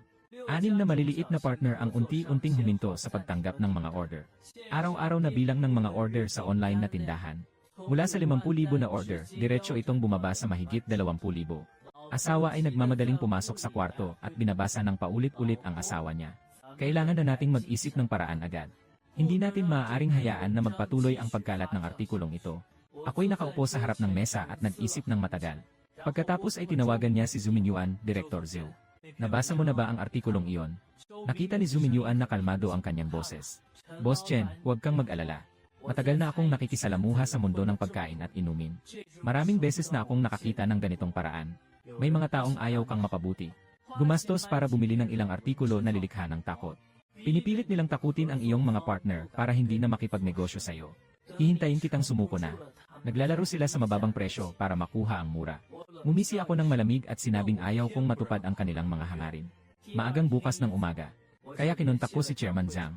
Sinabi niya ng buo ang buong sitwasyon. Pagkatapos marinig ni Chairman Zhang, tumigil siya sandali at tumahimik si Chen Fan. Ang iyong alaala sa ekolohikal na pagpapalaki ng baboy gamit ang tradisyonal na halamang gamot. Ito ay isang proyekto ng pamahalaang panlalawigan na pamana. Ganap na gawa-gawang paninira na ito. Hindi lang ito pag-atake sa iyo bilang individual. Pinagdududahan din nila ang buong proseso ng aming pagsusuri. Ang kredibilidad ng sistema. Magkakatiyak ako na ayusin ko ito. Guriw ng pagsasaka at panggagamot ng hayop. Para sa aking farm ng baboy, isinagawa ang isang komprehensibong pampublikong pagsusuri. Buong proseso ng pagsusuri ay live na naitatala. Mula sa pagsubok ng feed hanggang sa pagsusuri ng sangkap ng baboy. Bawat hakbang ay ginagawa sa harap ng kamera. Lumalabas agad ang resulta ng pagsusuri sa parehong araw. Lahat ng sukatan ay pumasa ng buo. Residuwa ng mga sangkap ng tradisyong gamot na herbal. Lubhang mas mababa sa pambansang pamantayan sa kaligtasan. Ang ilang mga sukatan ay mas mahusay pa kaysa sa karaniwang baboy. Eksperto mula sa Provincial Bureau of Animal Husbandry and Veterinary Medicine ang nagsalita agad sa lugar. Matapos ang mahigpit na pagsusuri, ang ekolohikal na baboy mula sa farm na ito. Lahat ng mga sukatan ay pumapasa sa pambansang pamantayan. Walang anumang issue ng labis na residue ng mga halamang gamot. Ang ilang ulat ng media noon ay kulang sa batayang katotohanan. Ito ay isang maling impormasyon. Sa paglabas ng pahayag na ito mula sa opisyal na ahensya, biglang nagbago ang opinyon ng publiko. Yung mga negosyo na dati nang huminto sa pakikipagtulungan ay nagsimulang tumawag. Humiling na ibalik ang supply. Ang bilang ng mga online na order ay hindi bumaba, kundi tumaas pa nga. Mas marami pa ito ng 30% kaysa bago ilathala ang artikulo. Yung mga netizens na nanghuhusga dahil sa uso ay nagsimula na ring magbago ng pananaw. Napatunayan na ito ng opisyal. Walang problema. Yung nakaraang artikulo ay talagang sinadyang magdulot ng masamang imahe. Mula ngayon, magtiwala na kayo sa ekologikal na baboy ni Boss Chen. Huminga ako ng malalim at mahabang-haba. Tapos na ang level na ito. Pero sa puso ko, malinaw na si Shengfeng Nongmu. Hindi ito ang katapusan ng laban. Totoo nga, hindi palagpas kalahating buwan mula nang mapawi ang usapin ng publiko. Nalaman ko ang isang bagay na sobrang nakakagulat. Noong hapon na yon, nasa opisina ako ngayon. Ayusin ang plano ng paglabas ng mga hayop para sa susunod na buwan. Si Xiao Zhao na responsable sa pamamahala ng imbakan. Nagmadaling pumasok siya. May problema ang boss. Ngayong umaga nang nag-inventaryo ako. Nahanap ang paunahing resipe ng herbal na pagkain para sa hayop. Nawawala ang notebook. Yun ang nakatago sa safekeeping box mo palagi. Biglang akong tumayo. Kailan mo ito nadiskubre? Si Xiao Zhao ay nagpatuyo ng pawis sa kanyang noo. Kaninang umaga ng alas 8. Pupunta ako sa safekeep para kunin ang mga resibo ng pagbili noong nakaraang buwan. Nalaman ko na lahat ng nakasara sa safe ay nakasira na. Nasa loob ng record book ng resipe ang hindi naroon. Mabilis akong lumakad papunta sa harap ng safe box. Suriing pinag-aralan. Tunay na may mga maliliit na gasgas sa paligid ng butas ng kandado. Ito ay iniwan ng mga profesional na kagamitan. Agad kong inilabas ang surveillance ng pig farm. Ang kontrol sa record ng video ay nagsimula kagabi. Isang sunod-sunod na pagsusuri. Alas 2:17 de la madrugada. Isang anino na nakasuot ng sombrero ang lumitaw sa screen. Nakatakas siya mula sa likod na pader ng piggery. Mabilis na nakaiwas sa pangunahing bahagi. Ang sisi ng pasilyo. Diretsong pumasok sa opisina. Ngunit hindi niya alam na 3 buwan na ang nakalipas. Nagdagdag kami ng isang lihim na nakatago sa sulok ng opisina. Ang gulo ng kamera ay tama lang na nakatutok sa safe. Yung tao sa larawan ay tinanggal ang sombrero at ipinakita ang mukha niya. Nakita ko agad kung sino siya. Siya ay isang bagong empleyado na nagsimula noong nakaraang buwan. Isang batang lalaki na nagngangalang Son Lei. Pumasok siya sa kumpanya sa pamamagitan ng lehitimong proseso ng pagre-recruit. Nakasaad sa kanyang resume na may 3 taong karanasan sa pagtatrabaho sa farm. Nagpakita siya ng seryoso at masigasig sa panahon ng interview. Pagkatapos pumasok, nanatili akong tapat at masigasig. Hindi kailanman nakapagpahiwatig ng alinman sa mga tao. Agad kong tinawagan ng pulis. Sabay na tawagan si Xiao Zhao upang tawagin si Son Lei sa opisina. Nang pumasok si Son Lei sa pinto, mukhang kalmado pa rin ang mukha ng boss. Nandito ako, inilapag ko ang screenshot mula sa CC sa mesa. Sino ba si Son Lei? Biglang naging maputla ang mukha niya. Nakabuka ang bibig pero hindi makapagsalita ng kahit isang salita. Tinitigan ko siya sa mata at sinabi ko na malapit nang dumating ang pulis. Kaya't mas mabuting magpakatotoo ka na lang. Sabi mo kung sino talaga ang nagpadala sa'yo dito. Si Son Lei ay biglang bumagsak sa lupa at niyakap si Boss Chen. Mali ako, ang mga tao sa libingan ni Shengfeng Nu ang nakahanap sa akin. Binilhan nila ako ng 5,000 piso. Hayaan mong pasukin ang iyong piggery. Kunin ang pangunahing resipe ng herbal na pagkain para sa hayop. Tumawa ako ng malamig at sinabi, ibebenta ko ang sarili ko sa halagang 5,000. Ang mura-mura mo naman talaga. Si Son Lei ay umiiyak na inabot ang panyo mula sa kanyang bag. Papiras na may nakasulat na resipe. Hindi ko pa nagagawa ang maipasa ang mga bagay ni Boss Chen. Nandito lahat. Pakiusap palayain mo ako. Pagkatapos ng 20 minuto, dumating ang mga pulis at dinampot si Son Lei. Nakatayo ako sa pintuan ng piggery at pinapanood ang police car na paalis na. Sa kabila nito, ganap na akong naging kalmado sa loob. Unang binili ni Shengfeng Nongmu ang media para siraan ako. Pagkatapos ay nagpadala sila ng komersyal na espiya para nakawin ang recipe. Mas matindi pa ang bawat laban. Ngunit hindi nagtagumpay sa kahit isang hakbang. Pinag-ayos ko na ulit ang recipe at isinara ito ng maigi. Pagkatapos ay kinuha ang telepono at tinawagan si Zhao Guodong. Gino Zhao, yung pinadala mong tao ay nadakip na ng pulis. Pinapayuhan kitang maghinay-hinay lang. Tahimik ang nasa kabilang linya ng matagal. Si Zhao Guodong lang ang dahan-dahang nagsalita, si Chen Boss. Hindi ko alam kung ano ang sinasabi mo. Pero gano pa rin ang sabi ko. Sa mundo ng negosyo, walang forever na kaaway. Kung magbago ang isip mo, maaari mo akong kontakin anumang oras. Hindi na ako nagsalita pa ng kahit isang salita. Direktang pinutol ang tawag. Pagkatapos ng bagay na ito, agad akong tumugon. Ang seguridad ng farm ng baboy ay ganap na in-upgrade. Nagdagdag kami ng higit sa 30 mataas na kalidad ng mga kamera. May access control at pinto at fingerprint recognition sa pangunahing lugar. Ang mga resipe ay hindi na rin ini-imbak sa papel. Ito ay naka-encrypt at ini-imbak sa isang espesyal na offline na kagamitan. Ako lamang ang nakakaalam ng password. Kasabay nito, muling aking sinuri ang background ng lahat ng empleyado. Siguraduhin na walang magiging pangalawang Son Lei sa koponan. At higit pa rito, ang mga paraan ni Shengfeng Nongmu ay hindi lamang dito. Isang linggo na naman ang lumipas. Nakatanggap ako ng tawag mula kay Lolo Wu, ang supplier ng halamang gamot. Mukhang nahihirapan si Old Wu habang kausap si Boss Chen. Pasensya na talaga. Mula sa susunod na buwan, dito sa amin, tataas ang presyo ng mga halamang gamot. Tumaas ba ng ilang porsyento ang presyo at ilang porsyento ang tumaas? Parang may halong kabahag-habag ang tono ni Lao Wu. Ang Huangqi ay tumaas ng 40%. Ang ginseng ay tumaas ng 35%. Ang iba pa ay tumaas din sa iba't ibang antas. Nagpahinga muna ako sandali, si Lao Wu. Matagal na tayong nagtutulungan ng higit 2 taon. Hindi ka pa kailanman nagtaas ng ganitong kalabis na presyo. May nakipag-usap na ba sa'yo? Tahimik ang linya sa kabilang dulo ng telepono ng ilang segundo. Si Boss Chen, si Lao Wu ay huminga ng malalim. Hindi rin kita ikinukubli. Ang mga tao mula sa Shanfeng Nongmu ay lumapit sa akin noong nakaraang buwan. Sinasabi nilang kukunin nila lahat ng produksyon ko ng mga halamang gamot. Mas mataas ang alok ng doble kaysa sayo. Ang kondisyon ay hindi na kita bibigyan ng supply sa hinaharap. Hindi ako pumayag. Pero agad silang tumalikod at umalis. Naghahanap sila ng aking upstream na wholesaler ng mga gamot. Itinaas nila ang presyo ng pagbili ng 50%. Tumaas ang aking gasto sa pagkuha ng mga paninda. Kaya't natural na tataas din ang presyo na ibebenta ko sa iyo. Kung hindi ako magtataas ng presyo, talo ako. Huminga ako ng malalim, Old Wu, naiintindihan ko ang mga paghihirap mo. Sige na lang.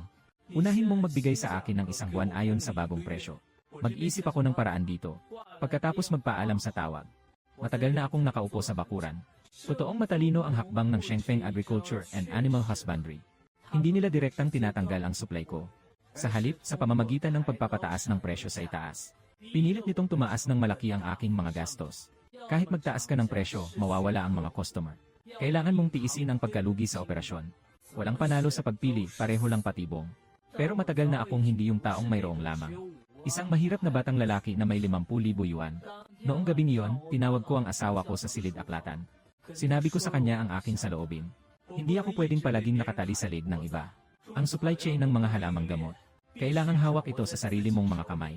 Naghahanda akong makipagtulungan sa mga mag-ukit ng gamot. Magpatayo ng sarili mong pasilidad para sa pagtatanim ng mga halamang gamot. Nang marinig iyon, mahal ko, medyo nakakunot ang noo, maganda naman ang ideya na ito. Pero ang malalaking gamot ay hindi isang araw lang nagawain. Mula sa pagpili ng lugar hanggang sa pagtatanim at ani. Hindi bababa sa kalahating taon. Paano ko malalampasan ang panahong ito? Umiti ako at tumango. Kaya plano kong gawin ang 2 paraan ng sabay. Sabay na nag-invest sa bagong presyo ni Lao Wu habang nagpapatuloy sa pag-iangkat. Panatilihin ang produksyon. Habang hinihila ang oras. Maghanap ng angkop na kabundukan para sa pagtatayo ng plantasyon. Basta matapos maitayo ang base. Ang gasto sa mga halamang gamot ay maaaring bumaba sa 1/3 ng kasalukuyang halaga. Lubos na nalutas ang ugat na problema. Sige, gawin na natin. Maagang magkakinabukasan. Pumunta ako sa kabundukan sa tabi ng bayan gamit ang sasakyan. Ang taas ng lugar na iyon ay nasa katamtaman lamang. Ang lupa ay mataba. Lubhang angkop ito para sa pagtatanim ng ashwagandha. Mga halamang gamot tulad ng Angelica at iba pa. Nakita ko ang isang lokal na gamot na tinatawag na Loloma. Nagpapalago siya ng mga gamot sa loob ng higit sa 20 taon sa bundok na ito. May karanasan na. Pero dahil sa hindi matatag na benta, palagi kaming nagkakasya sa maliit na kita. Pagkatapos bumaba ng sasakyan, diretsyo kong hinarap si Loloma. Gusto kong makipagtulungan sa iyo. Ikaw ang bahala sa pagtatanim at teknikal na gabay. Ako ang bahala sa pondo at sa pagbebenta. Lahat ng gamot na nakalap ay kukunin ko ng buo. Mas mataas ng 20% ang presyo kumpara sa binibenta mo ngayon sa mga wholesaler. Matagal nang tinatanong ni Lauma kung totoo ba ang sinasabi mo. Ibinibigay ko ang business license at ang kasunduan sa pakikipagtulungan. Nasa harap niya ang kasunduan.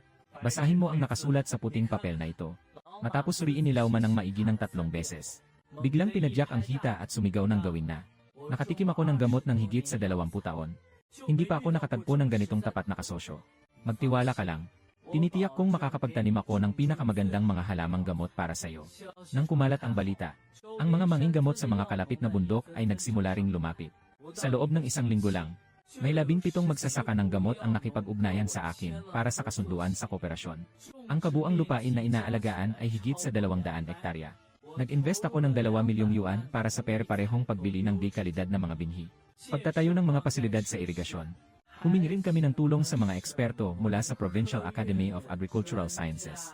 Magpapadala kami ng mga eksperto para sa pagsasanay sa teknolohiya. Tiyakin na ang kalidad ng bawat bahagi ng gamot ay naayon sa pamantayan. Ang may-ari ng kalapit na farm ng manok noong araw na yon, nagmadaling tumakbo papunta sa piggery. Chen Fan, alam mo ba? Nakalabas na si Wang Hu mula sa ospital. Dati siyang nahulog mula sa scaffolding at nasugatan ang lumbar spine. Nasa ospital siya ng mahigit 2 buwan. Matagal nang tinanggal siya sa trabaho sa construction site. Ngayon wala na siyang matitirhan. Patuloy siyang naninirahan sa paupahang inuupahan ng kasamahan sa trabaho. Walang naging reaksyon nang matapos kong pakinggan. Walang kinalaman ang buhay o kamatayan nitong tao sa akin. Sa oras na yon, biglang tumawag ang isang hindi kilalang lokal na numero. Naririnig ang hikbi ni Wang Hu mula sa kabilang linya, sabi ni Chen Fan. Talagang naintindihan ko na nagkamali ako. Araw-araw akong nagdadala ng malalaking sako sa konstruksyon. Tatay na ang lolo ko. Talagang hindi na kaya ang bigat. Habang nagsasalita siya, napailing siya ng bahagya at humingi ako sa kanya ng isang pabor. Ngayon ay masaya ka na. Siguradong hindi ka maubusan ng pera. Pwede bang ibalik mo sa akin ang 50,000 yuan na binigay ko sa iyo dati? Ibabalik mo ang aking salita, napatawa ako sa inis, Wang Hu. Saan ka nang galing at may audacity kang hingin sa akin ng pera? Noon na noong nilalakad mo ako hanggang sa mamatay. Bakit hindi mo naisip na aabot ka sa ganito ngayon? Lahat ay sarili lang natin. Gagawin ko, sasabihin ko sa iyo. Hindi ko talaga maibibigay sa iyo ang perang ito. Sa kabilang side, si Wang Hu ay galit na galit matapos hang up ang tawag. Hindi na talaga kaya pang ipagpatuloy ang buhay. Sa kawalan ng magagawa, kailangan na lang niyang hanapin ang kanyang dating asawa na si Shen Xiaofang. Matapos maghiwalay si Shen Xiaofang kay Wang Hu noon, naglagay siya ng isang malaking negosyante sa industriya ng mga materyales sa konstruksyon. Zhu Deke. Si Zhu Deke ay nagpatayo ng higit sa 500 na mga sentro ng materyales sa buong bansa. Kahit hindi gaano kalaki ang yaman, masasabing may pagka-addict siya. Nang makita ni Wang Hu si Shen Xiaofang, nagmumula siya mula sa isang puting Porsche. Agad na nilapitan ni Wang Hu si Shen Xiaofang. Kahit papaano mag-asawa tayo. Ngayon ay nasa kagipitan na ako. Hindi mo pwedeng hindi ako alagaan. Shen Xiaofang tiningnan siya mula ulo hanggang paa, Wang Hu. Noong panahon na nag-inuman at naglalaro ka sa labas, bakit hindi mo naisip na may asawa ka pa rin? Ngayon lang naayos na tayo, saka mo na lang naalala ako. Baka huli na ba talaga? Mukhang namumula ang mukha ni Wang Hu ng labis. Alam ko na dati akong isang gago. Pero ngayon talagang hindi na ako makaligtas. Pautang naman ako ng konti.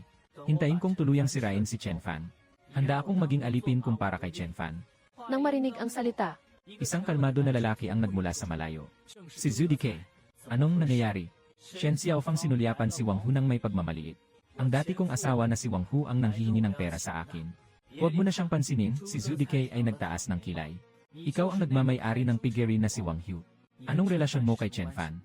Nang marinig ni Wang Hu ang aking pangalan, biglang niyakap ang kanyang kamao, siya ang aking pamangkin. Isang walang utang na loob na walang hiya. Kung hindi lang dahil binigyan ko siya ng pagkakataon noon. Hindi niya alam kung saan bubukas ang pintuan ng kulungan ng baboy.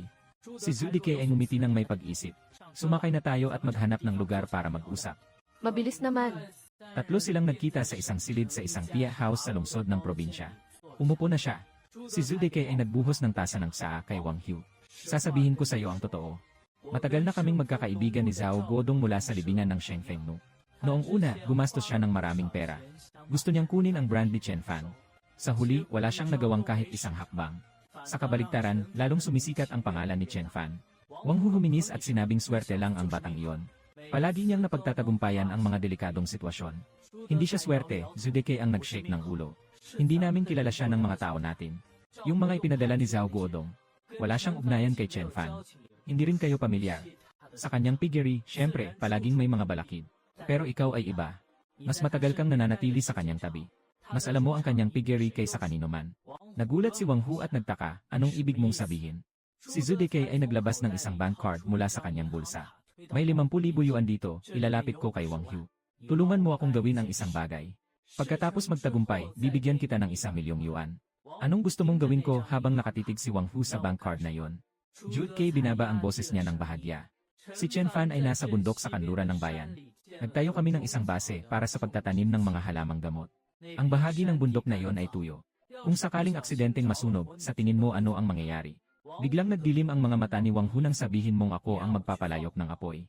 Jude K. ay nyukuan ng tasa ng tsaa at ininom ito ng bahagya. Wala akong sinabi kahit ano. Nakikipag-usap lang ako sayo. Bahala ka nang gawin kung ano ang sayo. Anyway, hawak mo na ang card na ito. Ang password ay 6 na 8s. Si Wang Hu ay nakatitig ng matagal sa bank card na yon. Sa huli ay napangiti at tinanggap ko na ang trabahong ito. Hinihintay hanggang sa tuluyang makaalis si Wang Hu. Si Shen Xiaofang ay agad na humawak sa braso ni Zhu Deke. Lola Zhu, para mong saktan ang iba. Paano kung matuklasan nila? Jude K. ay hindi na lang pinapansin at nagbaling ng kamay. Wala akong kinalaman sa'yo. Ang nangyari ay ginawa ni Wang Hu mismo. Simula sa umpisa hanggang dulo, inanyayahan ko lang ang matagal ng kaibigan na uminom ng isang tasa ng tsaa. Sino ang makakatuklas kung ako ang nasa itaas nito? Si Shen Xiaofang ay napapikit ang bibig. Sa huli, wala siyang nasabi. Alam na alam niya ang ugali ni Wang Hu. Kapag ang taong ito ay nalulunod sa galit at puot, kaya niyang gawin ang kahit anong bagay. Mas importante pa rin ay, si Zhu Dekay ay mukhang magalang at mahinahon sa panlabas. Sa kalooban, siya ay mapanira at matindi ang kasamaan. Pinapagawa niya kay Wang Hu ang mga maruming gawain. Pagkatapos magtagumpay, hindi garantisadong matutupad ang pangako. Maaaring siya pa ang itapon bilang scapegoat ni Wang Hu. Pagpasok ni Wang Hu sa kulungan sa takdang panahon, si Zhu Dekay ay umalis ng walang pakialam. Lahat ng kasalanan ay nakadakip kay Wang Hu mag-isa. Noong gabing iyon, si Shen Xiaofang ay nakahiga sa kama, hindi makatulog at paulit-ulit na nagbibirot. Iniisip niya buong magdamag. Sa huli ay nagpasya siya. Kinabukasan ng umaga. Samantala, habang si Zhu Dekay ay lumalabas para makipag-usap tungkol sa negosyo, nang hindi mapansin, tinawagan niya ang landline ng aking piggery gamit ang pampublikong telepono. Ako si Zhang Li, si Chen Fan. Alam ko, siguradong ayaw mong makipag-ugnayan sa amin. Pero may isang bagay na kailangan kong sabihin sa iyo. Si Wang Hu ay gagawin ang masama sa iyong plantasyon ng tradisyong halamang gamot. May isang tao na nagbigay sa kanya ng 500,000. Hayaan siyang sunugin ang bundok sa apoy. Tumahimik ako ng ilang segundo.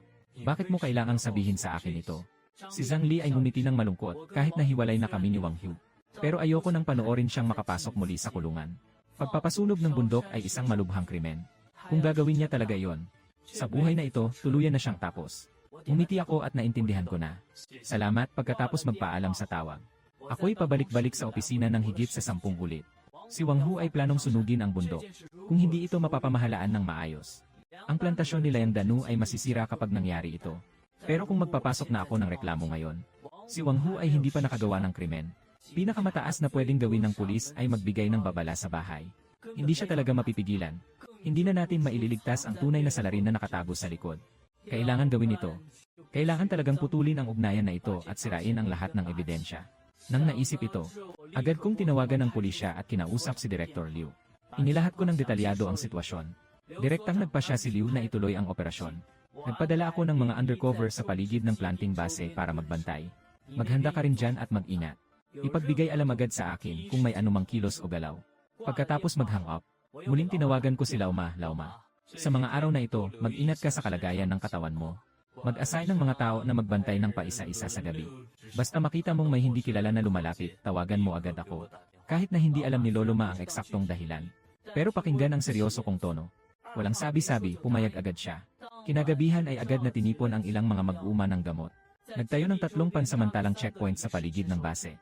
Sa susunod na 3 araw, lahat ay tahimik at maayos. Halos araw-araw akong nakabantay sa plantasyon. Nag-inspeksyon sa taniman ng gamot sa araw. Natutulog ako sa maliit na bahay na gawa sa batong espiritu sa paanan ng bundok. Sa 4th gabi, nagising ako sa isang napakainis na ingay ng telepono. Sa kabilang linya ng telepono, naririnig ang isang medyo kinakabahang boses ni Lauma. May ingay sa hilaga ng bundok ni Boss Chen. Nakakita ako ng isang tao. Nang may pag-iwas-iwas na paraan, papunta sa direksyon ng taniman. Parang may hawak siyang isang bagay. Agad akong bumangon mula sa kama. Huwag siyang gambalain. Pwede na siyang bantayan mula sa malayo. Ako ay darating agad. Tinawagan ko na ang telepono. Agad kong ipinaalam kay Director Liu ang eksaktong lokasyon. Pagkatapos ay mabilis na tumakbo patungo sa hilaga ng bundok. Pagdating sa destinasyon, isang amoy ng nakakalason na gasolina ang bumalot sa hangin. Sa sandaling ang anino ay malapit ng pindutin. Sa sandaling pinindot ang lighter. Sa paligid ng mga mabubuning halaman, sabay-sabay na sumilaw ang 7 hanggang 8 malalakas na liwanag. Huwag galawin ang likido sa kamay. Sa ilalim ng anino ng pulis, nagpasya siyang tumakbo palayo ng mabilis. Pero ang 2 medikal na elektrisista, sila ay nagsimula ng umatake mula sa magkabilang panig. Hinawakan niya ang kanyang kamay at pinigilan ito ng may ingay na kaak sa kanyang pulso. Hinawakan ni Director Liu ang mask sa mukha niya at tinanggal ito ng mariin. Ipakita ang kanyang nakakatakot na mukha. Si Wang Hu ay nakahandusay sa lupa, hindi ako. Si Zhu Dekay ang nag-utos sa akin na gawin ito. Director Liu nakakunot ang noo, sino si Zhu Dekay? Pinapayuhan kitang ipaliwanag mong maayos mula simula hanggang matapos. Parang nakahawak si Wang Hu sa huling hibla ng pag-asa. Ipaliwanag ang buong pinagmulan at daloy ng mga pangyayari. Ipinaliwanag niya ng buo at walang nakaligtaan. Director Liu ay nagbaba ng kamay at dinala siya palabas. Ipagbigay alam din sa panig ng Jin Zhen. Sundan ang linyang ito at hanapin si Zhu Dekay. Nang ipasok si Wang Hu sa pulis na sasakyan, walang pag-asa siyang tumingin sa akin. Sa oras na yon, sina Loloma at ilang mga manggagamot ng gamot ay may dalang mga pala. Nagmamadaling dumating sila. Nakita nila ang mga bakas ng gasolina na naiwan sa lupa. Nang hihingalo ang bawat isa habang naglalakad ng galit. Putang ina, sinubukan pang sunugin ang aming gamot na bakal. Kung hindi dahil kay Boss Chen na naghanda ng maaga. Lahat ng aming pagsisikap ay masasayang lang. Pinagpatong ko ang balikat ni Lolo Ma, okay na siya. Nakuha na ang tao. Magandang magpahinga muna kayong lahat. 3 araw pagkatapos, tinawagan ako ni Director Liu Chenfan. Ipapaliwanag ko ang mga bagong balita sa iyo. Si Wang Hu ay inaresto ayon sa batas dahil sa kasong pagsusunog ng bahay at kabubatan. Pagpapasunog ng bundok ay isang paglabag sa kaligtasan ng publiko. Hindi bababa sa 5 hanggang 6 na taon ang parusa. Umiti ako at tumango. Nakalagak na ang kaso laban kay Zhu Dekay sa bahagi ni Jinzhen. Batay sa pahayag ni Wang Hu at sa record ng bank transfer. Si Zhu Dekay ay sinasabing sangkot sa pagsusunog ng bahay. Sa kasalukuyan ay napailalim na sa mga hakbang na puwersa. Ang kanyang konstruksyon na palengke ay kasalukuyang nasa investigasyon. Sinasabing marami ring isyong tungkol sa pagtaka sa buwis ang napasama. Mukhang hindi makakalabas ang taong ito sa loob ng maikling panahon. Huminto siya sandali. At dahil nang maimbestigahan si Zhu Dekay, nagsimula nang mag-alala ang loob ng Shengfeng Farm at Livestock. Sabi nila ang kanilang board ng direktor ay nag-uusap na tungkol sa mga masasamang tao. Malamang hindi rin magiging madali ang buhay ni Zhao Guodong. Pagkatapos magkausap sa telepono, asawa ko nakayakap sa aking balikat, mahal. Ang mga darating nating araw ay magiging mas maganda pa. Umiti siya sa akin ng bahagya, iyon ay tiyak. Ngayon ay nagbilang ako ng isang gastos. Pagkatapos magsimula ang operasyon ng plantasyon ng mga halamang gamot. Bawat taon, ang produksyon ng mga gamot ay, maliban sa pagtugon sa pangangailangan ng sariling babuyan, maaari pa rin itong ibenta sa labas. Hindi bababa sa 2 milyong dekalidad na halamang gamot. Kasama ang online at offline na bentahan ng ekolohikal na baboy. Ang kabuang kita para sa susunod na taon. Tinatayang makaka-breakthrough ito ng higit sa 2 bilyon. At yung mga gustong manakit sa akin ay walang magandang kahihinatnan. Never kong naisip na makipag-away para sa buhay o kamatayan. Gusto ko lang gawin ng maayos ang sarili kong gawain ng walang gulo. Pero ganito talaga ang mundo. Habang mas nagsusumikap ka ng tahimik, habang mas nagsusumikap ka, mas may mga taong hindi matanggap na maganda ang iyong buhay. Gagawin nila ang lahat para pabagsakin ka. Pero hindi nila naiintindihan ang isang bagay. Yung tunay na umaasa sa kakayahan para kumita. Kaya mong supilin ngayon, pero hindi mo kayang supilin magpakailan paman. Ako ay pinahiya ni Wang Hu gamit ang 50,000 yuan. Hanggang ngayon, nagmamay-ari ng isang ekolohikal na agribusiness na kumikita ng higit sa 1 bilyong yuan bawat taon. Hindi ito nakasalalay sa swerte, kundi ay ang konsensya at tunay na kakayahan. Inaalagaan ko ang babuyan. Kasama ang pamilya at mga kababaryo, sabay-sabay nilang nilalampasan ang pagsubok. Ang araw ay sumisilay sa mga taniman ng gamot na sumasaklaw sa kabuuan ng bundok. Ngiti ng asawa at mga anak. Maayos ang kalagayan ng mga magulang. Lahat ng unos at bagyo ay tapos na. Ngayon, tanging ang apoy ang natitira.